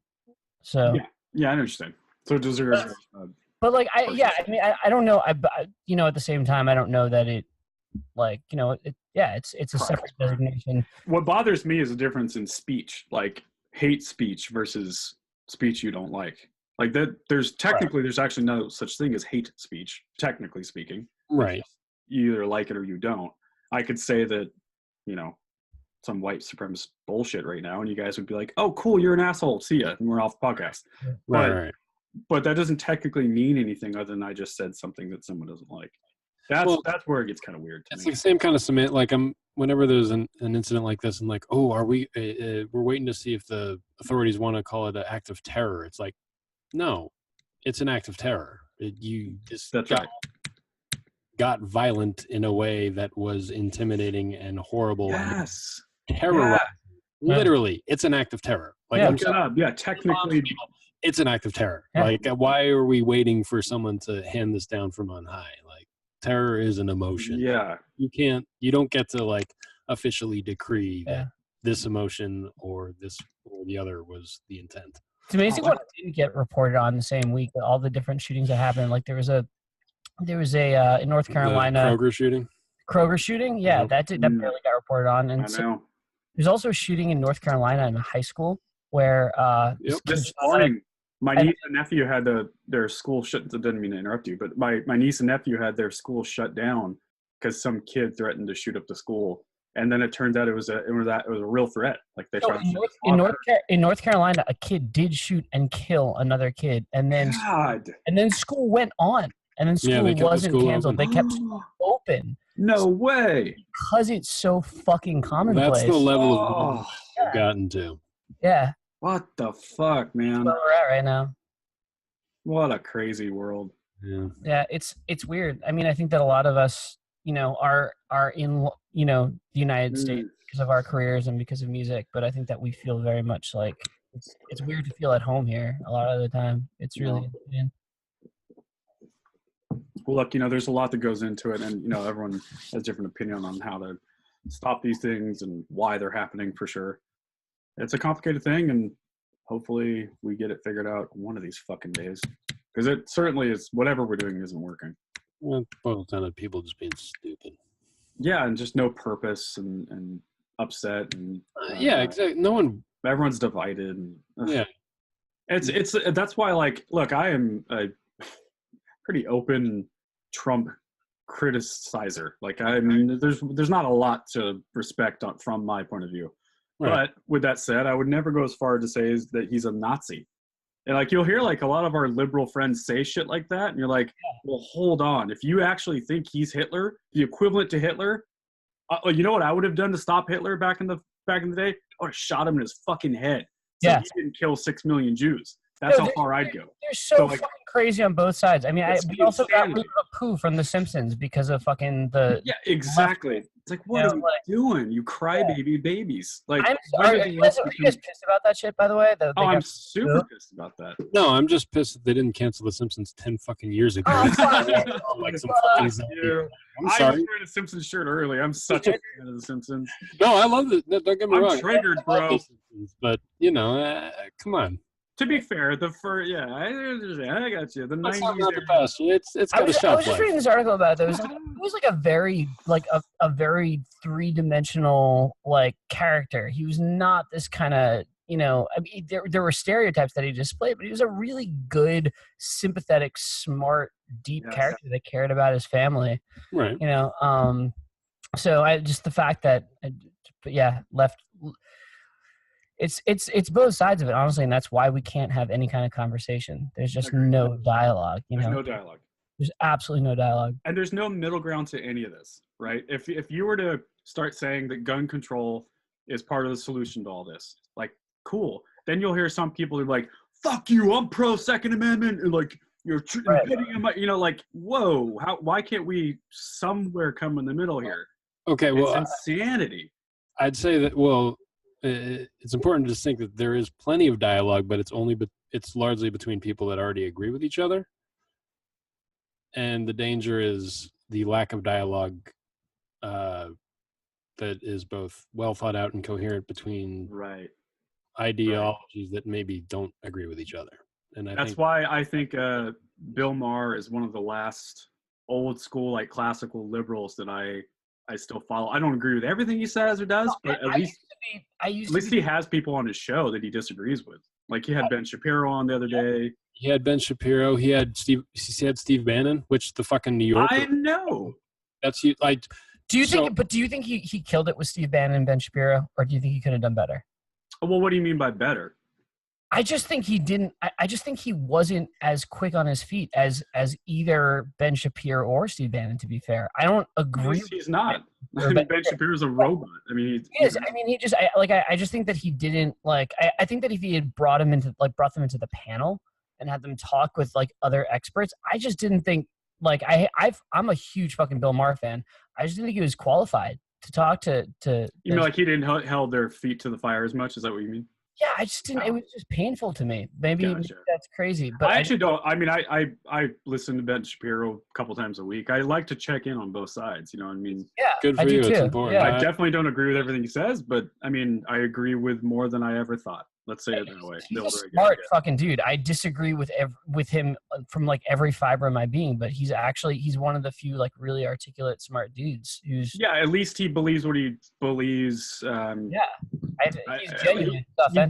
He's genuine. Yeah. And he will actually get into the ring with other people that disagree with him. Yeah. Right. Yeah. Right. I think the format of Bill Maher's show is not really conducive to the kind of discussions that he should be having. I agree. Also a problem that he's a fucking raving narcissist. He's narcissist. He's a left-wing Bill O'Reilly. I'm sorry. And I watched the show because he is able to get a great. He's able to. He's an old guy. A good panel he's actually able to bring people to have a discussion on the table, but he just can't stop from stealing his own voice into a conversation when there's a better. Well, he comes from that era of television and media where you kind of had to be that guy. And look, like I hear Joe Rogan talk about all the time. He's like, I love Bill Maher. He's a friend of mine, but that show, he said exactly what you just said, Luke, that it's just not conducive for an actual conversation. Yeah. He should have been able to talk to Steve Bannon for an hour. Like you exactly do a free-form podcast. He should do the Bill Maher podcast and put it on YouTube. And you know how much more popular that would be? People would eat that shit up. Yep. Yeah. But well, anyway, let's move on. So, did y'all hear about this new Beastie Boys book? The book, yeah. I'm intrigued. Yeah, I am too. I'm always cagey about autobiographies. Oh, it's an autobiography? Yeah, they wrote it. Yeah, former New York City hardcore band in 81, dude. Isn't that crazy? How long they've fucking Christ. That's insane. But apparently here, let's listen to a little audio here. Knew someone in Alaska, and this person in Alaska would fly them to the top of an unsnowboarded on mountain in a helicopter. They'd jump out of the helicopter with their snowboards attached and head down the mountain. That's a crazy thing to even dare yourself to think of, let alone say you're going to do or have done. The first time we went to Australia was in 1992. Who's that reading? To me, Australia was a foreign land. Can't tell. Not only had I never been there, I don't think I'd ever met anyone who was Australian. All right, that's what happens there? I had no idea. So, yeah, heli skiing. Yeah, that's the most random audio clip ever. That's why I'm going to pick up that book, because I want to know their perspective on that was on skiing. Amazon. That was their highlighted clip. He was talking about going to Amazon or something. But it definitely sounds like it was written by them. I mean, there's not a ghostwriter. So apparently, it's not to kind of quell some of your worries there, Luke. It's not just like a book about their band and growing up and stuff. It's like actual. It's like a picture book too, and like tour stories and very specific things. As long as there's pictures. As long as there's pictures, that's for me to draw. Perfect for 2018. But it's also like a nod to their buddy band member that died. Right, of course. Wasn't it Mike D, Adam Adrock, and Adam Yuck, MCA Yuck. That guy. The dead one. That dude. What's that? The dead one. Yes, the dead one. Before I forget, obviously last night was Halloween. Did you guys have fun? Oh, yes. What did you guys do for Halloween? We live in West Hollywood, and they throw down pretty hard here. They sure do. So my lady made some amazing costumes for me and my roommates and all of us, and we went out as the Animaniacs and just had a good time. As the Animaniacs, is that what you said? Yeah. Oh, great! I love that show. Yeah, who doesn't? I had my first Halloween in my house, actually. I served candy to prospective trick-or-treaters and was vastly unprepared for the numbers that I got. Yeah, I had to be that fucking dude for a little bit who didn't have candy on Halloween and was just like, come back in 10 minutes. It'll be better. Did they actually come back? I don't think anybody came back, but we got, and so my girlfriend was out like buying candy while I was like had to be the guy being like turning people away. Yeah. So we ended up getting just way too much fucking candy and just kind of. That's what always happens. I know you're like, I'm gonna get candy for all the kids, and then you pocket half of it. Dude. I just felt so shitty this morning. I was just like, what? Sugar is such a bad thing for me now. I'm completely addicted. Super bad. Speaking of good things in the world, did you guys see that there was Reese's had a trading candy machine? They had a what? They had something in New York that you could put in any piece of candy that you Comment is the new, and it would give you a Reese's peanut butter cup back. Oh wow! Which is fucking amazing. Any candy you didn't want? I don't know what maybe it was like 2 Almond Joys for 1 Reese's peanut butter cup, or I don't believe that you could just put in some shit M&Ms like for licorice pieces. or something. I don't know. Good and plenty. I wish I had that technology. What's one of your favorite candy bars or candy? Fucking Reese's. Okay. What about you, Ben? I think from like an American perspective, Snickers is a pretty. Dude, I was just gonna say that's me, man. I'm a baseball kid. Snickers. Where are you on Snickers ice cream bars? Because fantastic. Snickers ice cream bars is like, fuck Snickers, right? Like you have one of those, I want a Snickers again. It just depends. I mean, it depends on where you. I mean, if it's slightly colder out, then I can deal with the normal Snickers. But yeah, for like the warm weather, I used to smoke a lot of pot, and then I'd get super like astronomically high, like into space high, and then eat. Used to? Why'd you stop? Why'd you? Yeah, we'll get you back, buddy. It just doesn't do it for me anymore, dudes. I don't know. Green Mile up there, man. I know it's the worst place to stop smoking. I mean, I don't know. I might dabble one of these days again. We dab too. I've never dabbed. See, that I'm so old that like I haven't smoked. That's still too cracky for me. But these guys are all about it. So. Goes straight to the dome, I would imagine. Just gets you high as fuck. Yeah, it does. It's clean. Is it? It's very clean. I feel much more normal since I've stopped smoking flower, but it's just another. I know it's more pretentious weed shit. You don't have to.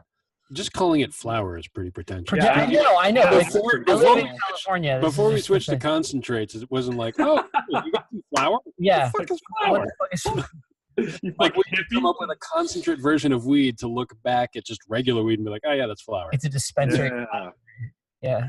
It's a bizarre world we live in now, man. Like it's just become a product to people, and people don't understand that. Like when we grew up, you had to fucking buy that shit illegally.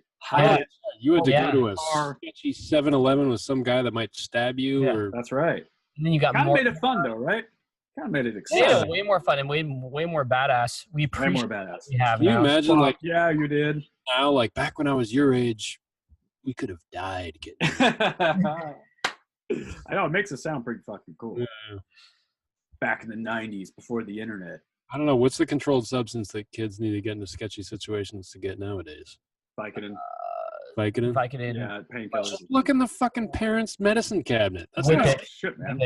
I got very hooked on that shit. I'm open about it. Fucking Ready Whip. Just Ready Whip. I know. She said. Kids don't love whippets, man. Kids don't know how easy finding they household have it. supplies. Yeah. Yeah. Tide Pods. That's my buddies used to work at a coffee shop, and we would just go and raid the fucking the freezer and stuff, and just whip it all day long at that place. We'd smoke pot and whip it up, and then people would come and order coffee, and we would. Perfect. Yeah. Like little kids. Moving on to other news, and let me stop this thing. I think this is gonna play. Don't play. I hate these fucking ads that play. Shut the fuck up. Stop. There we go. Okay. Chris Cornell's widow sues doctor for malpractice. Yep. So, does this say prescribing? Yes. Vicky Cornell, the widow of Chris Cornell, is suing the late singer's doctor for overprescribing him anti-anxiety medication. I don't remember what medication it was, though. Yeah, what medication was it? Yeah. Well, he killed himself. It wasn't an overdose, right? Ativan. Right. Ativan's pretty fucked. I mean, but I don't. You can't really. Malpractice is like it's kind of hard thing to prove. I mean, maybe you have you have Chris Cornell, money attorney, but not to be a jerk. I mean, this is fucking rock star with substance abuse problems, and like, I mean, you can't technically blame the doctor for that. But I don't know. I mean, wait, I'm right that he didn't hang himself, right? Yeah, that's where this isn't an overdose case. No, this is not an overdose case. So he killed himself. Oh yeah, that's right. Didn't he hang himself? Yeah, I mean, like we're suicide. We're overprescribed for sure as a nation. Like you can't really fucking like say he killed himself because the doctor prescribed him Ativan. Really, that's a really good point, Ben and Luke. Yeah, because he fucking hung himself, right? Yeah, and so if you're blaming the doctor, like what doctor wants their patient to kill himself? That's one less customer. Sorry. So, okay, Vicky Cornell has frequently suggested that her husband's suicide was a result of overprescribed medication. Recalling a conversation she had with Cornell hours before his death, she said, quote, "I noticed he was slurring his words. He was different when he told me he had taken an extra Ativan or two. I contacted security and asked if they check on him. What happened is inexplicable, and I hopeful that further medical reports will provide additional details." If you took an extra Ativan or two, doesn't that mean it was against doctor's orders? Like by using the word extra? Yeah, I don't think you're allowed to just take an extra or two, right? Yeah, I mean that's kind of not the doctor's. And not to play. No, I hear what you're saying though. I mean, I don't know. It's a lot of pain. Stuff happens. No one should go through that. Of course, I don't understand why everyone I think in this country everyone uses grief, and especially when grief is in the public eye, jumps to lawsuits and just jumps to the area of it. It's the American way. the American way so much. We are litigate. Yes, we are. We love suing. Oh, before we forget, you guys are from Boston. Congrats on the Red Sox winning the World Series. I don't know if you care or not. I'm a huge baseball fan, so I thought it was cool. My family's very happy, and I'm happy for them. But baseball is boring as shit. Yeah, you had a game that went 7.5 hours for a. It was the longest game in World Series history. I'm sorry, I love soccer, football for the rest of the world, and there's a reason why they cap that shit. Yeah, 2 hours for a look, score. you're not going to wait for twice that long to get to a score of 3-2. The next morning. Fuck that game. Yeah, that whole sport is nothing about waiting. The great thing though is just seeing like Californian disappointment afterwards. Oh, they don't care that much. But that's what's great is we have two fucking football. Yeah. We have two fucking football teams. One of which has the best record in the NFL. Yeah. No one gives a fuck. They're not selling out their home games. Yeah, it's just funny. Well, yeah, I mean, I was going to say, you're not going to find a bigger baseball fan. Yeah, no. And even I agree with you. Yeah, they need to do something. Even I am bored at that. But it's a fundamentally flawed spectator sport because even the players are just waiting for something to happen, right? Like the catchers waiting for the pitcher to throw the ball, the bat. Then that just tells me you don't follow baseball. You don't know the magic. You're true. No, but you got to say though, at the whatever it was, 16th inning, whatever it was, 15th inning, everyone, even the baseball fans to end all baseball fans, wanted to fucking end. At that point, they're like, please, somebody just strike out. I love baseball. I used to be a Red Sox fan before I just got tired of figuring out who was bought and who wasn't.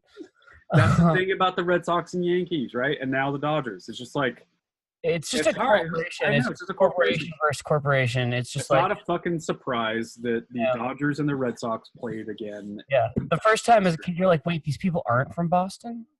Growing up in Boston, you're walking out of a rock concert and people would start chanting Yankees suck. Yeah, this has nothing to do with baseball. Yeah, right. This is tribalism at a base weird level. It is weird. I know it is really weird. Being a sports fan is very strange. They don't give a fuck about you. What was it? It was either Carlin or Robin Williams, maybe. Sports is nothing but cheering for clothing. Yeah. All you're doing is cheering for the color of a guy's shirt. Punch Brothers covered Tame Impala. Huh? I just saw it. We're scrolling through the feed. Punch Brothers covered Tame Impala. Yeah, I just saw that.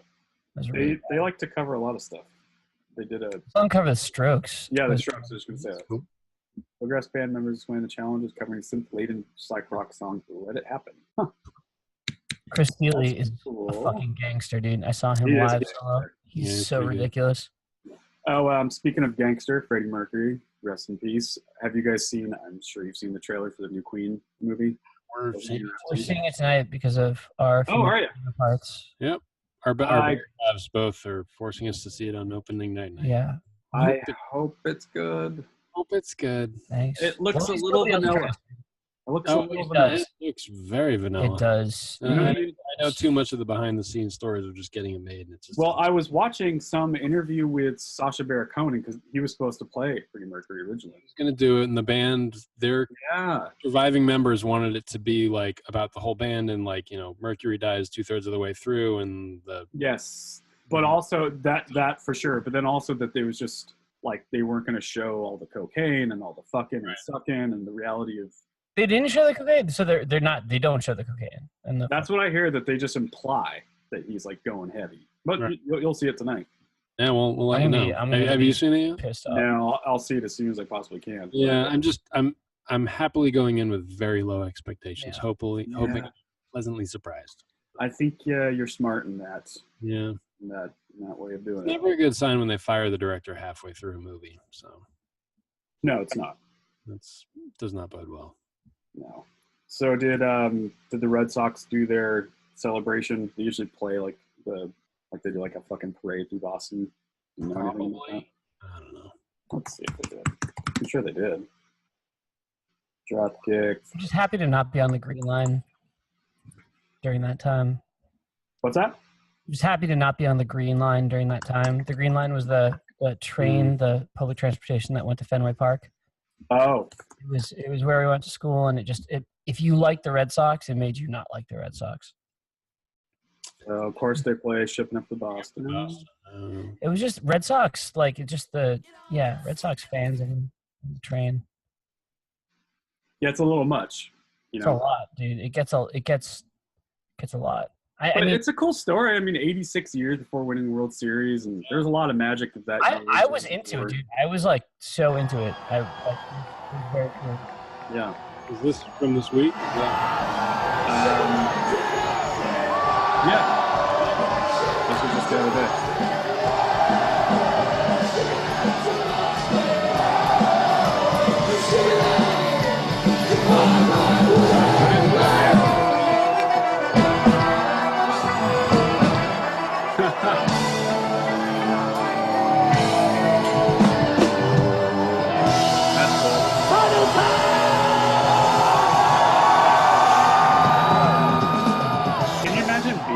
In that kind of band, I think they have a cool career because they get to be more than just a band. Oh, they're a cultural linchpin. Yeah, they're like they're city mascot.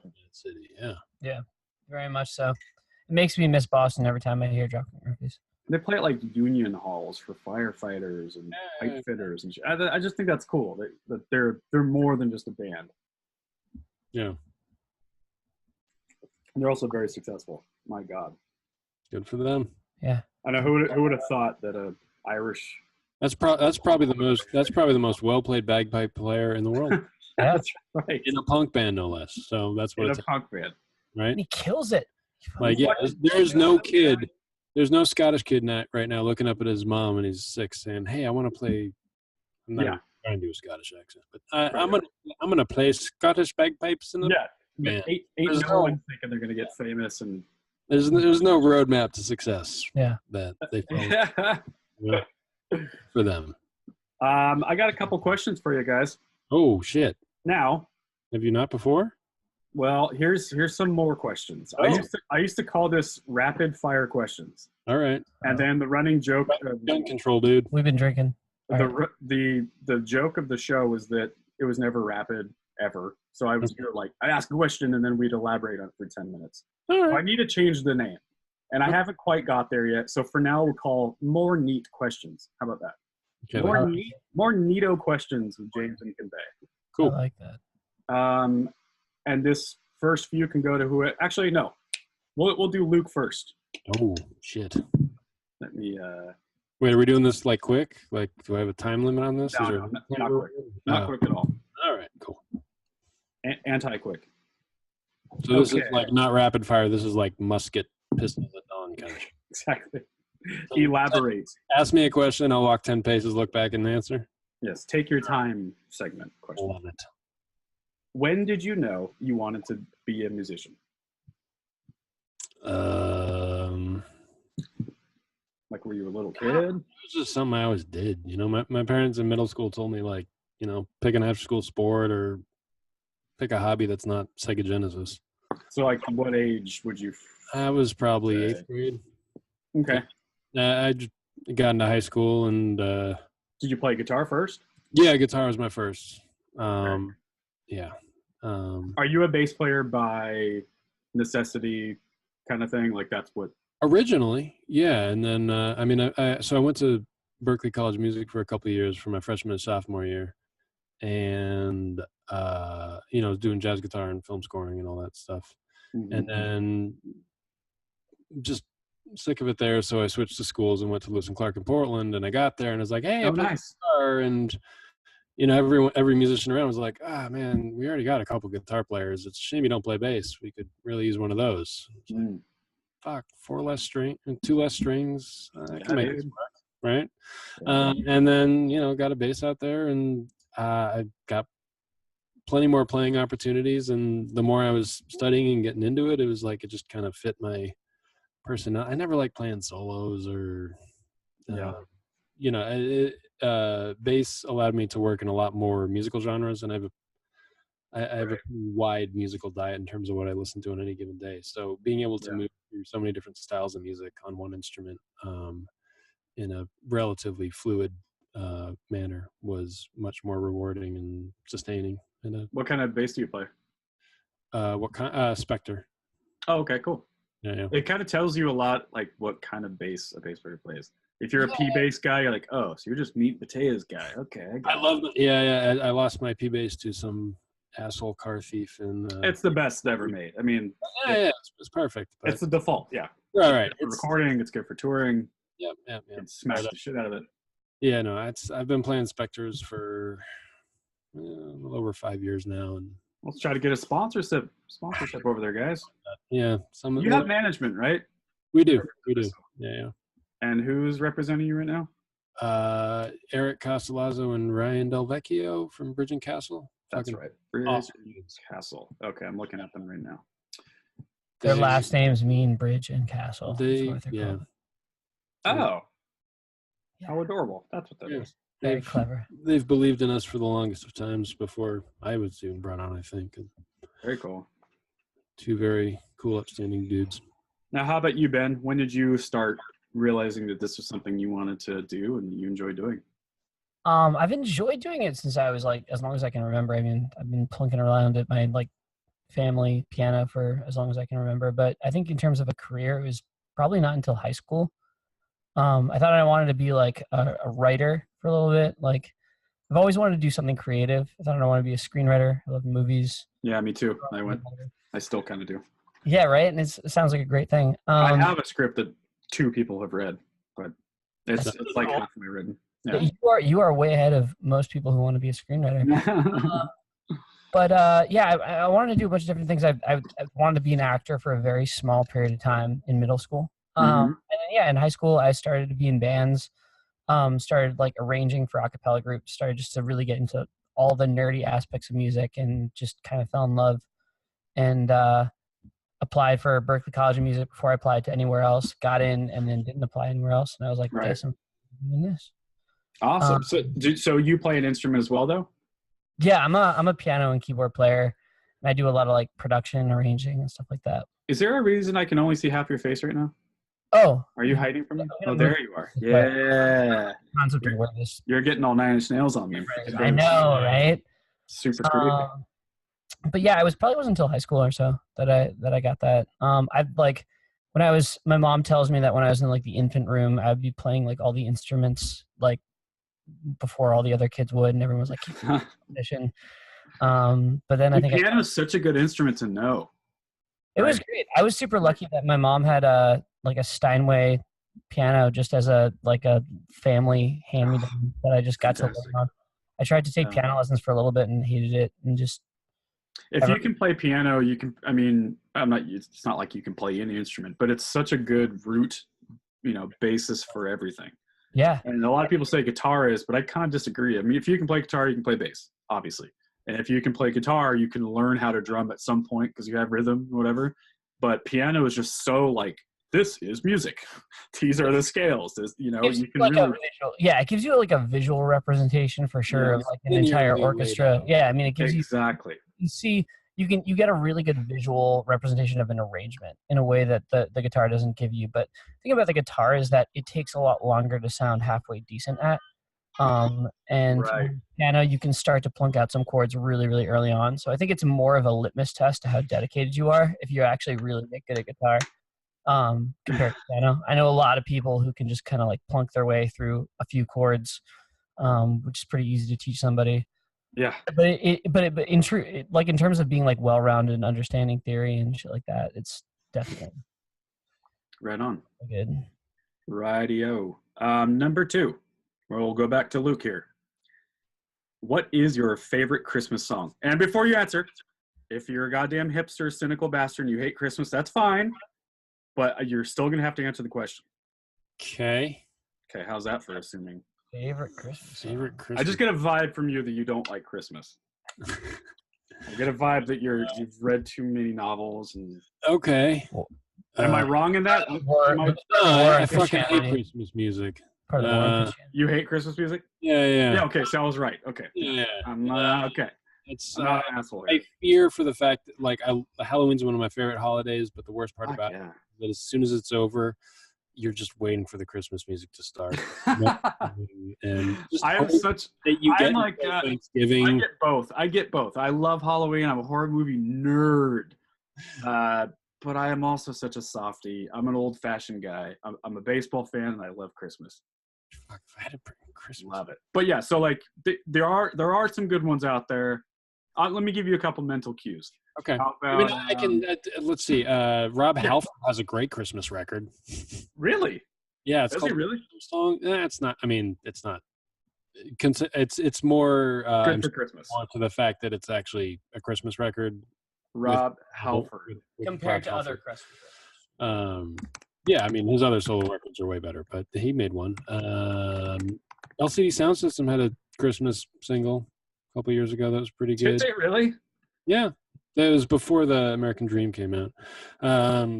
I feel like can I say In the Hall of the Mountain King? It's Grieg, but it gets used in a lot of like Christmas trailers. There you go. Yeah, Oh Holy. There you go. Rob Halford. Oh my God. Fuck. All right, let's do this for a second. By the way, this commercial we're seeing for the new Grinch movie. Are they a sponsor? What's that? Is the Grinch movie a sponsor of the podcast? Oh, I wish so.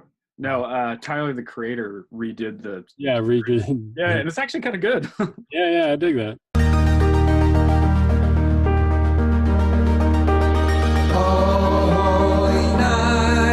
The stars are brightly shining.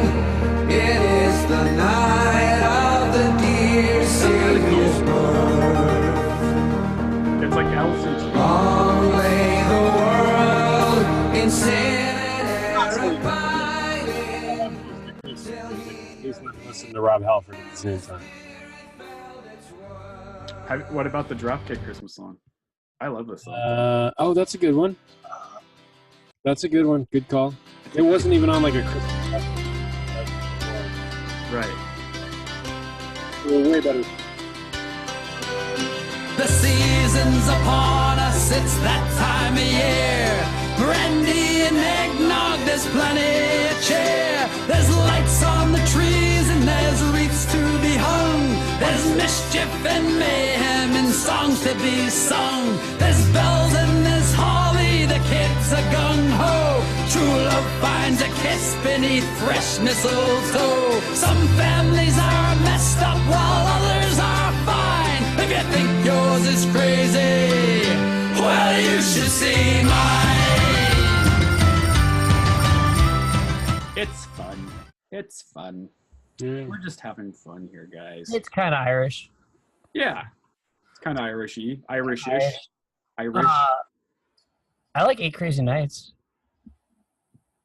Oh, is that I'm Jewish. See, yeah.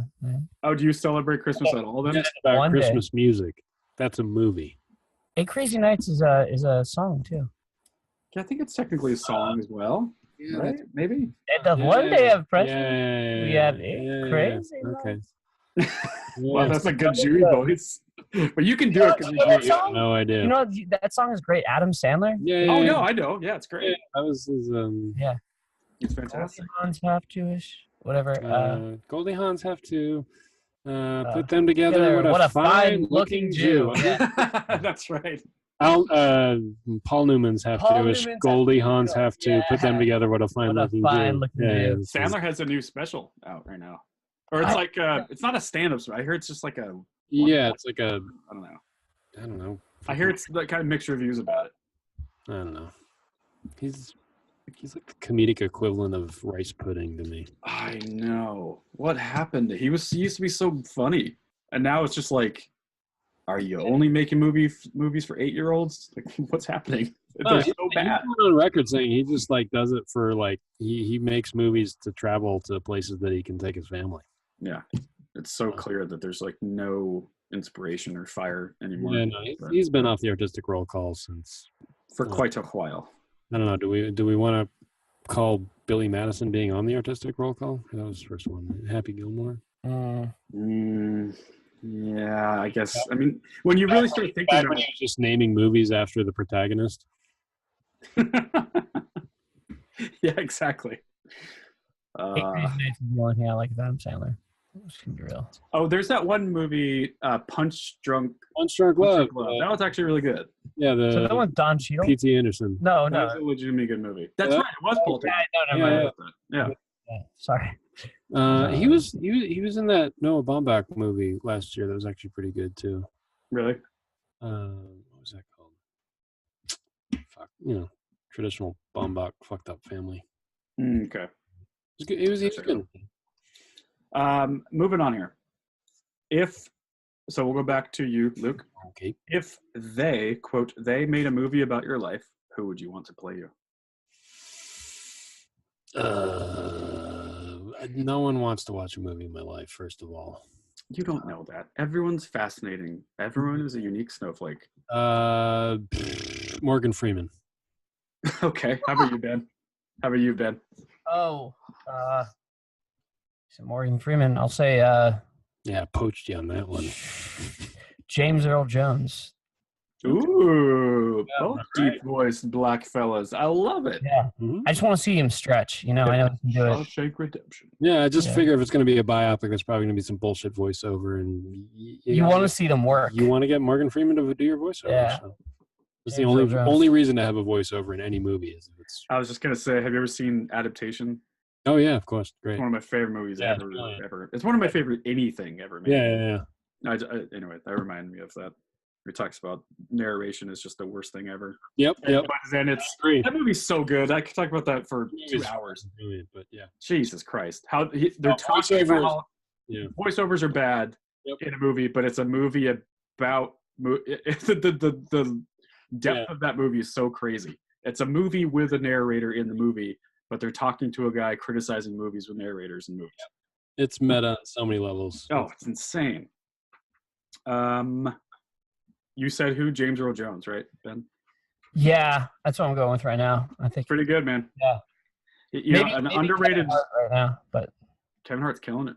Kevin Hart's just right now. If things go better for us, though, James Earl Jones. He's #1 comedian right now. He's like selling out arenas and shit. It's crazy. Okay. Back, and this is for both of you guys, so you can answer however you want. What's something that maybe people don't know about being in a band? Body. Open it up to like people know about that. The average person that's never been in a band. The average person. It's a lot of fucking work. Yeah. Okay. So like that there's people always think that it's you get into a band to not have responsibilities, but no. It's not drugs, sex, and rock and roll the way it might have been decades ago. It is. And even then, it was only for the 1%. Yep. It's not sexy. It's tons of work. Nearly as druggy as we'd like it to be. Right. And, rock and roll happens, but it's a lot of work to make it happen. So yeah. What about you, Ben? Would you agree with that? Yeah, I mean, for sure. The body odor thing is very real. People aren't aware. It's very real. It's not just a joke. That's legit. Not like we're inherently smelly. It's not like we are smelly. It's just like there is human beings. Closed, confined environments. Yeah. You are going to experience body odor in like a very immersive way. It is not pleasing to the senses. And by definition, every night you're going out there and killing it. Like you're getting sweaty and gross, trying to leave everything out on stage, and then you're expected to go sit in a van with 4 of your dickhead friends. You don't leave It'd be nice if you left the stench on stage. That would be nice. Follows you home. And you also have to like not be a fucking dick. And maybe you don't realize that you're a dick, but like if you're a dick and you join a band and you don't realize you're a dick, you're gonna realize you're a dick eventually. Oh yeah. I mean that's such a huge part of being successful in a band is being a good hang. Yeah. It doesn't matter if you're a good drummer, dude. There's a lot of good drummers out there. I mean, I think maybe there was a time and space when bands got big enough where like somebody would cling on to a single person that was getting a lot of connections, that was traveling really quickly. But nowadays things are slow enough that you just really have to be like a decent human being. You really just have to and like that's number one. I mean, like when people are looking for a new band member, I think that the first thing people think about is musicianship. Mm-hmm. But that's like third, fourth, fifth. I would agree. Like, it's like one of the first things is personality, really. Yep. And you're going to be around these people all the fucking time. So when it comes to being in a band, like, yeah, don't be a fucking dick. Yeah. Like, you go out on the road, you're doing music maybe an hour out of the day if you're lucky. Yeah, that's right. The rest of that time, you're sitting in a van. You're trying to survive. It's the 23 other hours that you have getting to get through. You're getting through the other 23 hours, and you have to keep each other in good spirits. You got to stay healthy. You got to stay in physical shape so you can rock for that 1 hour. And in the meantime, y'all got to enjoy each other's company. Yeah. And if you can't do that, it's not going to last. I think it comes down to songwriting too. I mean, like it depends on the dynamic. There's so many bands with different dynamics, but a lot of times if you're in a co-writing situation, then that personality is going to come out into your songwriting. And that goes back to our Beatles discussion too, I guess. But right. I think that like personality speaks volumes in the music after a while. It's very easy to tell. Okay, back to you, Ben. Let's see, where did I go? What's a guilty pleasure movie for you? High Fidelity. Is that a guilty pleasure movie? Because if it is, then I love that movie. That's a great movie. It's a great movie. What's guilty? But wait, no. What's guilty about it? Yeah. It's like a 17-year-old chick movie. It's like a chick movie. It's not. I mean, the only thing I would say that's guilty about it is that it is pretty. It's kind of pathetic. He's a pathetic male.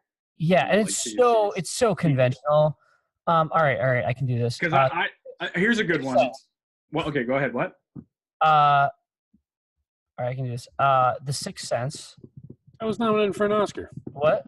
What was guilty about that? Because it's M. Night Shyamalan. Your guilty pleasure movies are just good. Yeah, you're fucking.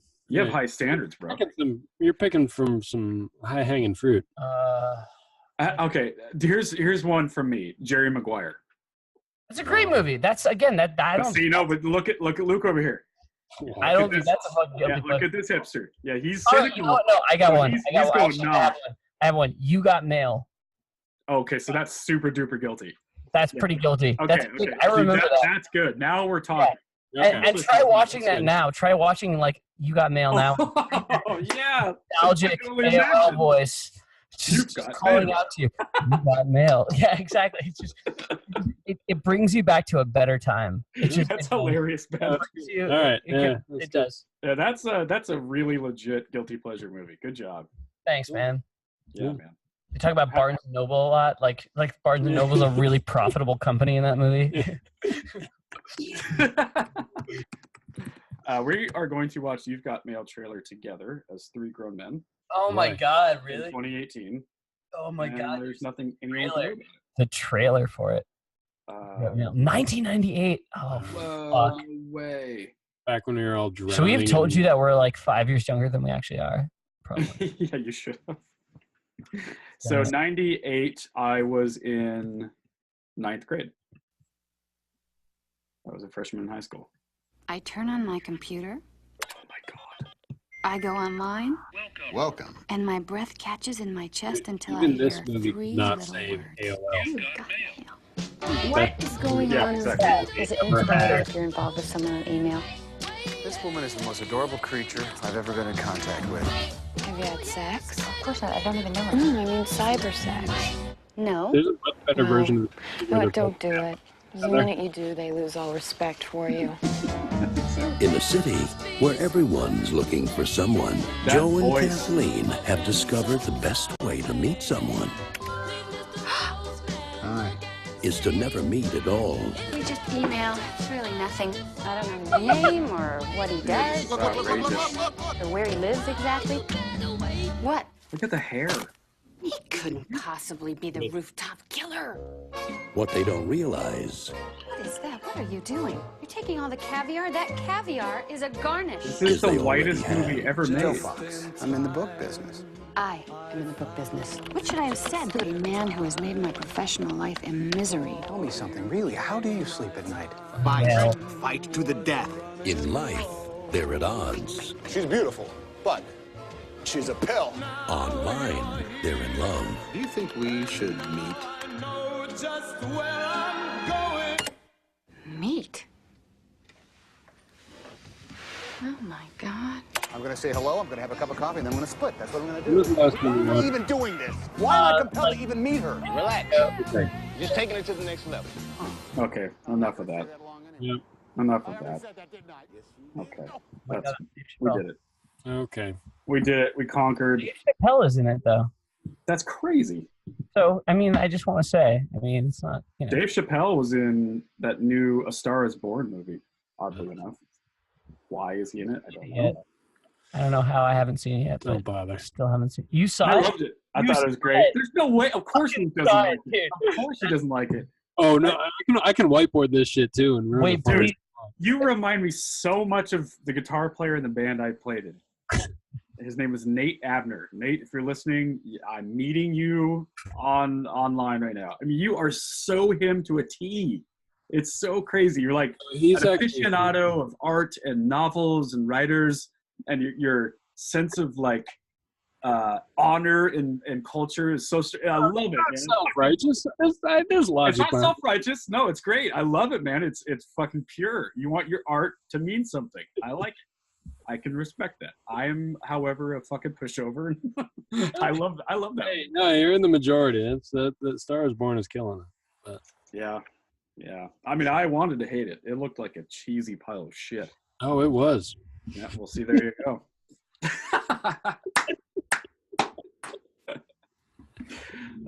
A separate discussion on that if you want. And we'll have you back for round 2. That wasn't a guilty pleasure. That was just Just a piece of shit. How about flawed? It was very well made, but it was fundamentally flawed in the story level. It was. Copy that. All right, Luke. Favorite horror movie you've seen recently? Does Mandy count? I don't even know if I've seen that. Mandy?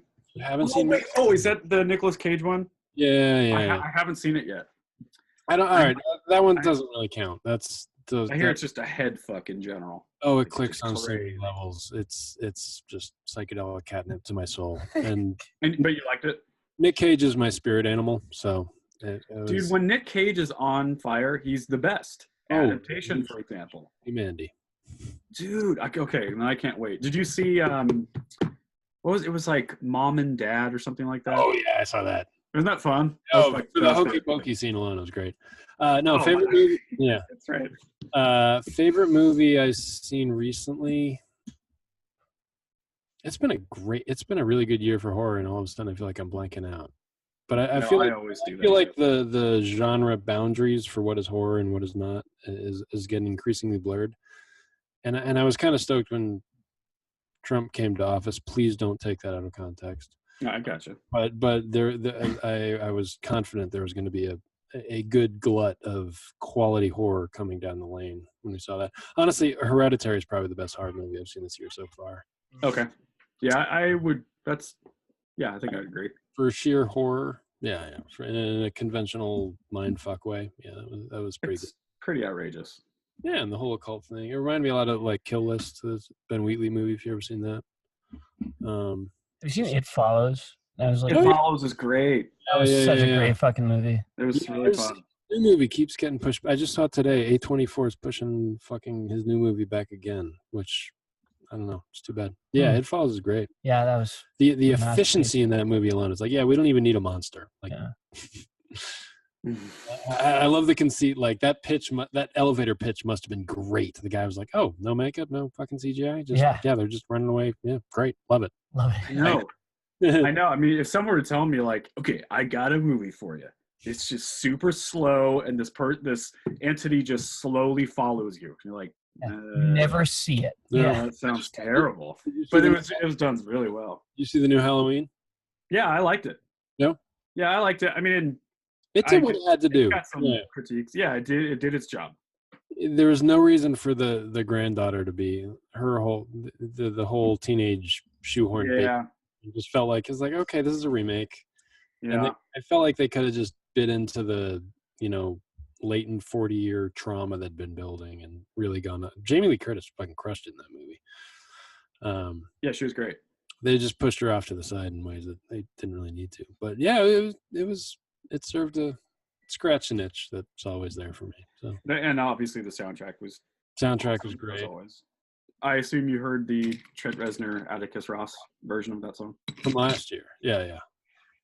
Yeah, that was last year. Yeah, that was great. The new John. I mean, the score was the best part about the new Halloween movie. But what a badass, by the way. This old dude still just killing it, man.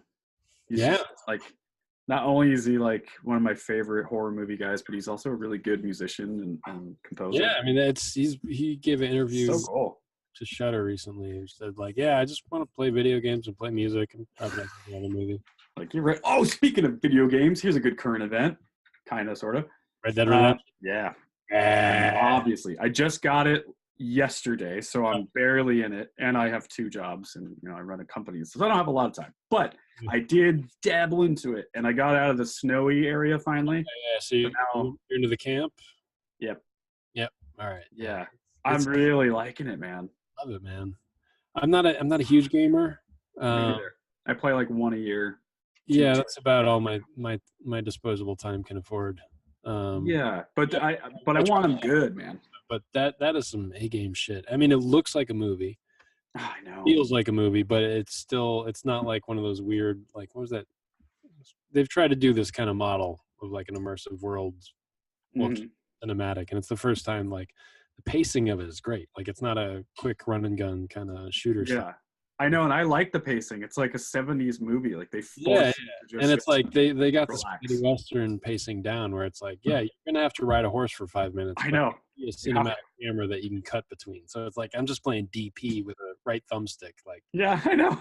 Cinematic camera mode. Yeah, me too. I'm always like angling. It's like, yeah, no, it needs to change here. Okay, no, that's reason the way. Okay, give me some. Yeah, okay, cool. Yeah. Exactly. You're making your own goddamn movie. Yeah, that's a good one. Cool. Ben, who are some of your favorite singers? Oh, like in rock or just sure. Like and we'll start with rock for the most of the crowd that listens to the show. Rock, well, I mean, in terms of like male singers, Freddie Mercury, Jeff Buckley, Robert Plant. Yes. Just kind of the classics. In terms of newer people, Maynard, just always, for any kind of modern rock. And we listened to a bunch of sort of the post emo thing. So Anthony Green was, a big person for us, and Cedric from the Mars Volta. All those kind of big anthemic type people. Oh, speaking of, not to interrupt you, but the Mars Volta and At the Drive-In. So the local label in town, Rise Records signed At the Drive-In recently, or like a year ago, whatever now at this point. But one of the guys, he's like the head art director at Rise. He does all the layout and all the graphic design. He's been on the show a couple times. His name is Alan Ashcraft. Alan is going to be like the co-host guy of the podcast moving like starting next week. Oh, cool. So I just wanted to, announce that to everybody that he's going to come hang out with me and support the show. And very cool. He's got a lot of good buddies, and hopefully we can get some cool bands on the show. And so anyway, that's awesome. That just reminded me of that. But anyway. John Theodore, drummer on the Volta record, did a lot of music for Red Dead Redemption. So there you go. Wait, he did what on Red Dead? He did a lot. John Theodore did a lot of the music. No way. Yeah. For the new one? For Red Dead Redemption 2, the new game. Wow. Yeah, John Theodore worked on a lot of the music. So. In what capacity? Like as a composer? I don't know. There's a shit ton of music in it, so I don't know. I obviously haven't seen the credits yet. Because I know the first one had like Jose Gonzalez and a lot of pretty cool shit on there. Awesome. That's a good little tidbit. You said Jeff Buckley. So how do you feel about the singer of Muse? Do you think because he kind of... I'm a Muse fan in terms of like their first few albums. Me too. Fan of like Showbiz, Origin of Symmetry, Absolution. Yes. Those are like my trifecta of like albums. I can definitely see the Jeff Buckley influence in Matt Bellamy. Like I think that I can hear his vocal influence for sure in him. I think that Matt Bellamy's definitely much more of like a songwriter, arranger, like multi-instrumentalist than like Jeff Buckley, who's like a singer, songwriter, guitarist. Yeah. Like he's, Jeff Buckley was so much of a singer. I don't think that Matt Bellamy would consider himself that level of a singer. I hope I'm not but like, No, I agree with you. Yeah. So like I think that I'm a Muse fan in the first 3 records. I think they kind of became a little, I don't know. They're just too rich now. I mean, there's no like real. Yeah, I feel like it's just really watered down and like just really trying too hard. I just feel like it's not so much that I feel like they're pandering or they sold out. I just don't feel like they have anything to say in the same way that they did. Agreed. Absolutely. They were such a raw original band. I mean, I thought it was really unfair that they got compared to Radiohead a lot. I mean, there's definitely some totally unfair. But it's very unfair. They were a hard rock band. Another British band, like that was around the same time. It was so unfair. It sounded really different. Yeah, they were a 3-piece. They were always way more like melodramatic than Radiohead. Radiohead was always way, way artsier. I get like Radiohead was compared to Coldplay too a lot, like and Oasis, which is hilarious. Coldplay was compared to Radiohead. Sorry, yeah, you're right. That's very true. That's very true. Whoa, pump the brakes! Yeah, and that was like also like Rush of Blood to the Head, like early things. But oh, that's good. Alrighty, all right, okay, Luke, back to you. So same question, but with bass players. Who are some of your favorite bass players? Okay. The easy one is James Jamerson, Motown dude. Oh, he's like studio dude. Yeah. On everything. Yeah. Killer. Absolute beast. Deepness of the groove and the melodic shit he was able to get away with at a low end level for pop tunes is. What's that documentary about Motown? Standing in the Shadows of Motown. So that's the one. He's in that a lot. Well, he's dead. He's not in it. They what's the one I'm thinking kind of framed it around him. I don't know if they've made a full documentary. It's purportedly about him, but they kind of use it as a story to talk about him. Gotcha. Even all the live, the one with all the live footage. I know. Yeah, I don't remember which one I saw. I remember thinking it was fucking rad though. Let's go back and check it out. Yeah, it's a great flick. I mean, he's just if you're gonna study bass, he's the guy to go to. Personally, John Paul Jones. Yes. Of course. Savage. Were you a Them Crooked Vultures fan? Loved him. Fuck yeah, dude. It breaks my heart that the Foo Fighters is still a thing, but we can't get another Them Crooked Vultures record. That would be nice. I think everyone would prefer that at this point. Yeah, I love Dave Grohl as a drummer. The Foo Fighters never do it for me. I mean, I was like, Foo Fighters was a huge band for me growing up. Like the first record, Color and Shape. I think all of us like that. I mean, who doesn't like that? But past that, I don't know. It's the same thing with Muse. It's too safe, too vanilla. It's soccer mom rock. It really is now, man. Yeah. But I mean, they are like one of the last, like, they're arena rock bands of our time. I don't know. They're keeping the flame, so I can't slam. And apparently they're like the nicest dudes ever. One of the guys I represent, his name's Adam Pike. And Adam, when he's not home producing and mixing bands, he's on the road with a band called Red Fang. Oh yeah, I love them. Yeah, Red Fang's fun.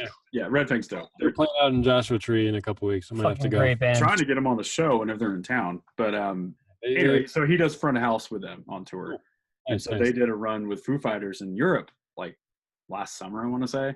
And Adam just saying how like everyone on the crew, including the band, they're the utmost professional. Like again, like we were talking about earlier, the survivor veteran vibe. Right. I mean, imagine meeting Dave Grohl and those guys. Of course. Like, they've been doing this shit forever.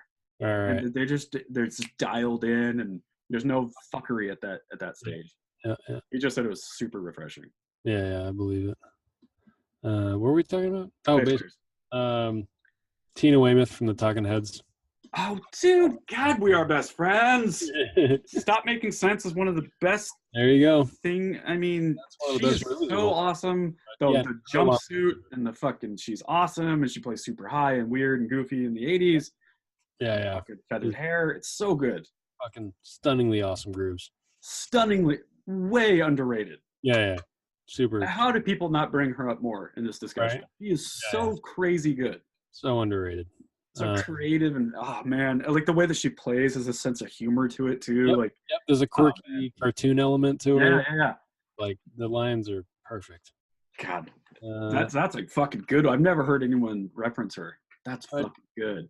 I'm gonna throw one more. Mark Sandman. I don't know who that is. From Morphine. I never really heard. They're a Boston band, 90s. Yeah. Super original, kind of idiosyncratic. Okay. It's a trio. Drums, bass also sings, great songwriter, and then a baritone sax player. What does that sound like? Because I thought they were more like Pixies. We'll fucking look them up. Yeah, no, they're great. So them. I'll throw one more in just for Boston love. Mike Rivard from Club Delph. Okay, cool. That's a deep fucking. Yeah, well, it breaks my heart those guys aren't bigger. So shout out to Micro. Are you? There's been a couple Tool references tonight. Are you a Justin Chancellor fan? I love Justin Chancellor. That's an obvious one for me. So I was okay. Yeah, he's super good. Yeah, no, he's just solid pro. And there's an element to go back to why I switched over to bass and why I've stuck with it is there's an element of production with bass playing about just kind of nailing the sound of right. Yeah. Like there's a lot of producer mindset that goes into playing bass. You have a job to do. This is your only job. Do it well. Make it sound incredible. That's Justin Chancellor to a T. Every note you play sound because you don't really get the luxury of chords. So it's like every note perfect and has to. You really are like the answer to a drummer. I mean, both drummers and bass players have to play with conviction, and I mean, especially drummers. Like you can't fuck around. Everyone's going to hear everything you do. Like there's no gray area in drumming and bass playing. They don't necessarily know that they heard it, but they feel it more. Yes, absolutely. So yeah, Justin Chancellor's an obvious guy. Okay, this question is for both of you guys. What is a good, memorable live show? Not for your band, but something you've seen. You go first. I got to see Radiohead front row center. Nice. What era would that have been? That was before they were released in Rainbows, when they were just starting on the In Rainbows. Ooh, that's a good time for them. It was really nice. Was that the Pavilion? That was Bank of America Pavilion. I was there. I was at that show. Were you there? Yeah, No way. Is this Boston then? Yeah, it was Boston. That was Boston. Yeah, it was. They were demoing that shit live. Yeah. Ticketmaster screwed up our tickets like 3 times in a row, so they just gave us 3 like front row center. So like, what was the set like then? It had to have been a lot of like Kid A stuff then, right? It was still technically the Hail to the Thief. Oh yeah, you're right. It was a good mix though. They did all the stuff that I wanted them to do. They did they played all the songs I wanted them to play pretty much. Plus a bunch of In Rainbows that we hadn't. A lot of In Rainbows, yeah. So the reason I ask these questions is because you guys are in bands, and I want people to think of why they like that show so much. Like, what about that show made you reference this years ago? Like, what about it hit you? For me, I mean, to be real, for me, like Radiohead were my heroes by the time I saw that show. So like when I saw Tom York come out, it was just like, I felt kind of like it was just one of those things where it's like you'd already respected the fuck out of this band and just known all of their records from start to finish. So for me, it was the fact that they were so true to their songs. They just put absolutely everything into it, and I also love the fact that there weren't really any gimmicks to their stage show. It was just them playing the fuck out of their songs. Right. And that, that just to me sort of solidified the fact that I wanted to be in that type of a band where it wasn't about gimmicks. It wasn't about extra things. It was about, delivering the songs in the best possible way. Delivering the songs first and then thinking of everything else second. So, and yeah, they're just fucking phenomenal players, and sounds better than the record when they play live. Yeah, Radiohead is back to what we were saying earlier in the show. They're also a good example of a band being good at being a band. Yeah. All 5 of them, I think, are all the original members, I believe. Yeah. And it seems like there is a good freedom for everyone to express who they are musically and creatively. Obviously, Tom York's the guy, but it's very clear that everyone has such a contributing part of the band. That drummer is so underrated, it's not even funny. The guy is so incredible. I mean, Johnny Greenwood is a maniac. Like every one of them contributes. That's a good bass player too, by the way, Luke. Yep. Super good. Colin Greenwood. Yeah. Yeah. Super underrated. Yep. That's awesome. Okay, that's a good live show. How about you, Luke? Okay, I need to clarify the question. Like best show production wise, or like just something that like stood out and killed it. Let's do both. Like something's a band that just killed it, and then we'll also do like just something that stood out. You know, a memorable show. Okay, memorable. Well, you know, I was a tender age in high school, and I got to see Rage Against the Machine's last tour. You motherfucker! I never got to see Rage. Holy fuck! Yeah, I never got to see him. It's kind of boring, huh? It is everything that you. Yeah. So much love to my dad who took me when I was a fragile freshman in high school. Good for him. They're such an incredible band. What an impactful fucking band. Yep. And you know, I've seen Audio Slave, and I saw Prophets of Rage when they did their inauguration show here, and it's a fucking slam and rhythm section. But those four guys, when magic too, it was just fucking actual magic tonic. Yeah. In terms of production, because I actually work in a lot of live production myself, so the nerd in me is always looking at lights and video sync and just how seamless the tech can go for a show. Man, I saw Roger Waters actually twice in the last couple of years. I saw the last tour he did, and then before that he did there was they call it Old Cello. They got like a bunch of old over the hill rock bands that's right. Yeah. In Indio, and Roger Waters closed out the whole thing, and I just bought one ticket just for that one night. And so the Who fucking opened for Roger Waters, go figure. But holy fuck, Jesus Christ, 3 straight hours of unmitigated Pink Floyd revival shit, and holy shit, the production, you know, giant fucking field. They had quadraphonic control over all these, you know, monitor towers, so they're running synths through the crowd for like spatialization sense. And the videos were amazing, and it was. Where did you see them? Where did you see him? Was that in LA? That was out in Indio, out the same actually grounds they do Coachella at. Oh, okay, gotcha. He ended up going nationally around, and I saw him again at the Staples Center here in LA. Nice. It was a bit of a shorter show, but no less amazing. So that's awesome. Yeah, that's rad.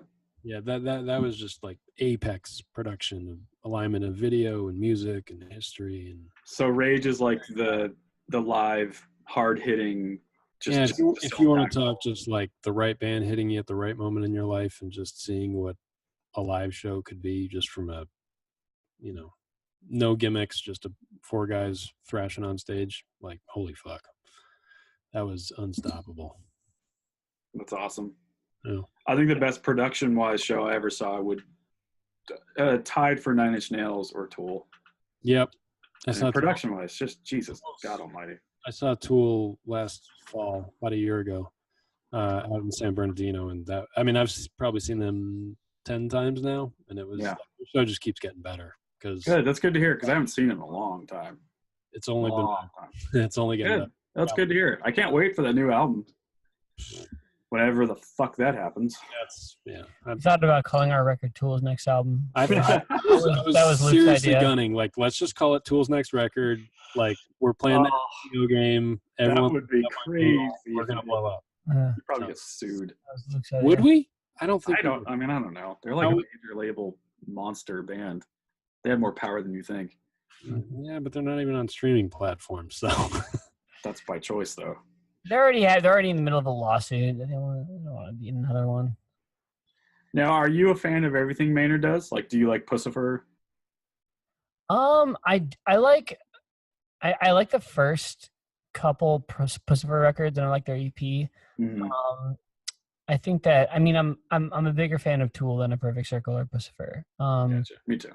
I like I really like the first couple. Again, like the first couple of Perfect Circle records. And I think that what he does with Pussifer is really interesting, because I think there isn't anything like it, and I sort of appreciate it. I've come to appreciate it in and of itself. Cool. And there's certain Pussifer like songs that I think are really cool, but I don't I don't follow Maynard for everything that he does because he's Maynard. I just love Maynard as the lead singer of Tool. You know, now, what about the new A Perfect Circle record? Do you like that? No, I'm not a fan. Me neither. To be honest, I'm not a fan. But it's, you know, it's like I think that like the musicianship is great. I just think that like the songwriting has kind of gotten a little bit lazy. Personally. Very lazy. Yeah. Do you think you guys would have liked that record more if it wasn't from A Perfect Circle? Yeah, I see what you mean. Yeah, to me, it's like that record. Like I fucking hated it when it first came out. But I've gone back and listened to it a couple times when I'm just bored on a plane, and it's like, oh, this was like a new Cure record. Right. This would be awesome. But it's just just some new band that just came out. Like, oh, this is actually a pretty cool band. There's some great moments in it, but it's none of those moments I would qualify as something that I listen to Perfect Circle for. Yeah, I mean, the Perfect Circle records that I really loved, so much of it was about the drums. Two. Yeah, exactly. Like there were two. Like there were, you know. We're not counting Emotive. Sorry, guys. No, Merit and Noms and 13 Step were really, really great. And I think a big part of that was Josh Freese, to be real. Mm-hmm. Josh Freese is one of the best drummers ever. Top 5 for me. And for Merit Noms, Paz, honestly. Like Paz was just she's badass, man. She's badass. Whatever happened to her? What's she up to now? What is she doing again? She's playing. She's still doing something. She's playing. I feel like she went to Pixies and she got past. Oh yeah, that's right. Smashing Pumpkins. I feel. Yeah, she's playing for. I think she's touring with the Smashing Pumpkins. Oh shit. Yeah, because she's with some major band. She's the only non-original member, right, of Pumpkins right now. Because they got Darcy out of it for that. I don't know. Yeah. I love Smashing Pumpkins. I mean, not everything they did, but the era that we grew up in. I mean, who doesn't like that? Here's a very important question for you guys, and you need to answer it correctly, okay? I'm just putting it out there. All right. There's only one right answer. There's a right answer. Okay. Right. There is clearly a right answer. Right. Frankenberry. Coca-Cola or Pepsi? Is that the question? That's the question. Really? I don't really drink soda. I don't drink soda anymore either. But there is only one right answer. Pepsi's better. Get the fuck No, Coke. Definitely Coke. Clearly Coke. What are you, a communist? Okay, yeah, because when do you ever go into a bar and order a whiskey Pepsi? Yeah, I'm not talking about with alcohol. It's completely different. If you're going to drink one of them by themselves, they're both shit by themselves. But like, if you're going to drink one of them by themselves, Pepsi. Wow. If you're going to mix them, yeah, probably Coke. You'll have like, but you know. Fair enough, man. Coke and Jameson, like whatever. All right, guys. Dimebag did not drink Pepsi and whiskey. Just saying. I'm saying when you're mixing Coke. A Blacktooth Grin is specifically when you're mixing alcohol. Walk on home, boy. Splash of Coke. We're just totally berating him for his non-answer. You started this, was going to come up at some point. Hey. It's just going to. This just broke up the band. You don't know. You have no idea. Yeah, he did warn us. He was like, I have a very serious question. Very serious question. I mean, I did warn you. This is true. We have been going for a while now, longer than we usually go. So let's start wrapping this thing down nice and easy. We'll land the plane with as little turbulence as possible. Now, where can people find you, for one? Where do you want them to go find you? Spotify, for sure. Spotify, YouTube, Instagram. What is your Instagram handle? Our Instagram is Convey the Band. At Convey the Band. At Convey the Band. And for you audio nerds, I hope we're coming to Tidal soon. Yeah. We're on Apple Music and Spotify and all that stuff. And if you guys are really like actual Convey fans and decide that you guys actually really like our music, the thing to do is to vote for us on K-Rock to keep us on the radio, because so far we've been on there twice, and it would be awesome to keep being on there. So that is K-Rock Locals Only. K-Rock Locals Only. If you literally search on Google K-Rock Locals Only, you'll see a little heading. And come see us. We're going out for a few days in November. We're going to be venturing up to the Bay in Sacramento. So yes, read those dates. Right. Oh, thank you. Thank you for putting that right there. It's like a teleprompter. Yes. So yeah, November 15th, we are opening for the Parlor Mob here. Badass band. Yeah, badass band. I'm awesome. It's awesome with that. Yeah, their new sound is pretty cool actually. It's different. Anyway, we're opening for them at the Bootleg Theater on the 15th of November here in LA. Then we're up to San Jose. We're playing at O'Malley's. Modesto, we're coming for you on the 17th. I'm not sure where we're going to be. TBA. And then Sacramento, we are at the Boardwalk. So delicious. And more to come. We have a new single that's going to be coming out in a couple weeks, so keep your ears out for that. What's the name of that song, if you care to say?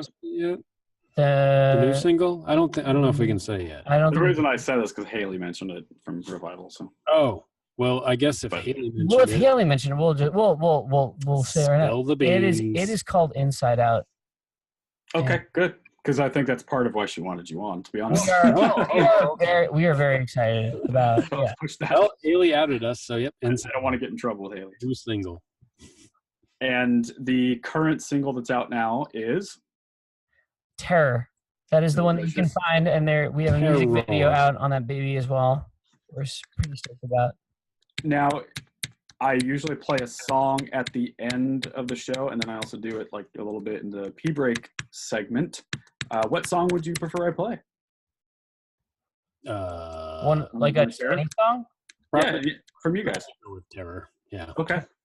Yeah, the new single's not out yet. So. Is there a clip? I want to do one clip. Can I play this clip right here, guys? Yeah, go for it. Okay. Time is a value.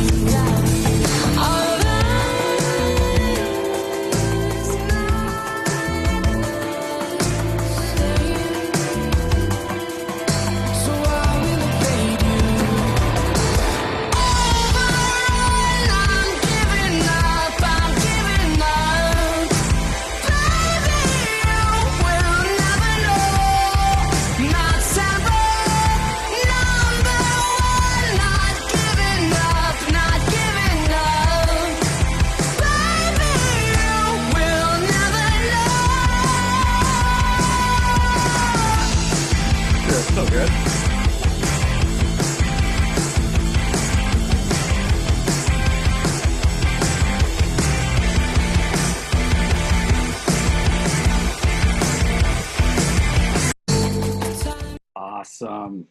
Nice. Dude, your guitar player's rad. Yeah, he is. He's pretty sick. We'll get him on next time. Yeah. He's a much better conversationalist than us. Oh, I thought you guys were just fantastic. Oh, depends if he's have his avocado toast or not. Oh, yeah. I'd love some avocado. But you guys are in the town of avocado toast. We are. Yeah. We are.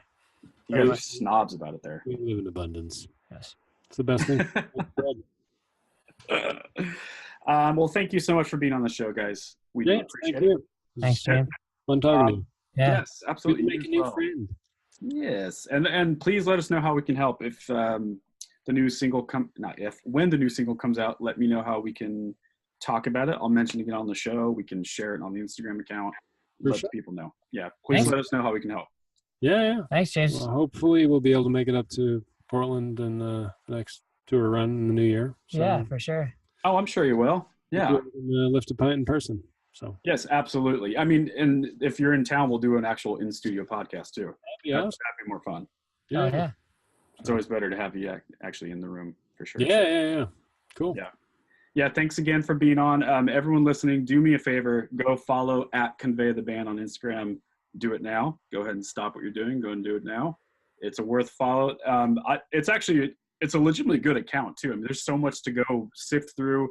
Like if you want to know who this band is, that's where I would start. Go through there. You can watch their videos, links to everything, links to their Spotify. I don't get blown away that often anymore, especially with new young bands. And I was really blown away. I'm a huge fan of you guys. So I'm kind of thanks a lot, man. A fan kid of what you guys are doing. Thanks a lot. Thank you. Thanks. Yeah, and these guys have a buzz too. I mean, you guys have a shitload of followers on Instagram. I mean, there's people are talking about you. I'm really excited to see what happens in the next calendar year or so. Yeah, especially after this new record comes out. Yeah, We're hoping to keep the momentum up. So stay tuned. Yeah, well, thanks again for being on the show. You guys know what to do: like and subscribe, download, leave a review for the show. I want to do a quick announcement. Travis Ball has a new Works of Travis Ball mixing on his Spotify. That's one of the guys I represent. So if you want to get a little lowdown on what he's up to and some of the work that he's worked on, he has a playlist on Spotify you can go check out. And he just worked on a new single from a band called Lowborn. I think you guys might like this band. And the single is called Be Like Me, and Travis just mixed it. It's very delicious. Go check it out. Thanks again to CONVEY for being on, and we will see you next time. Thanks, guys. Thanks, James. All right. I'll text you later, and we'll exchange info if we don't have it all. But I expect this show to be up in probably 3 to 4 days, I'd say. Awesome. Cool. Sounds good. Thanks, James. Thanks, James. Peace. Peace. I got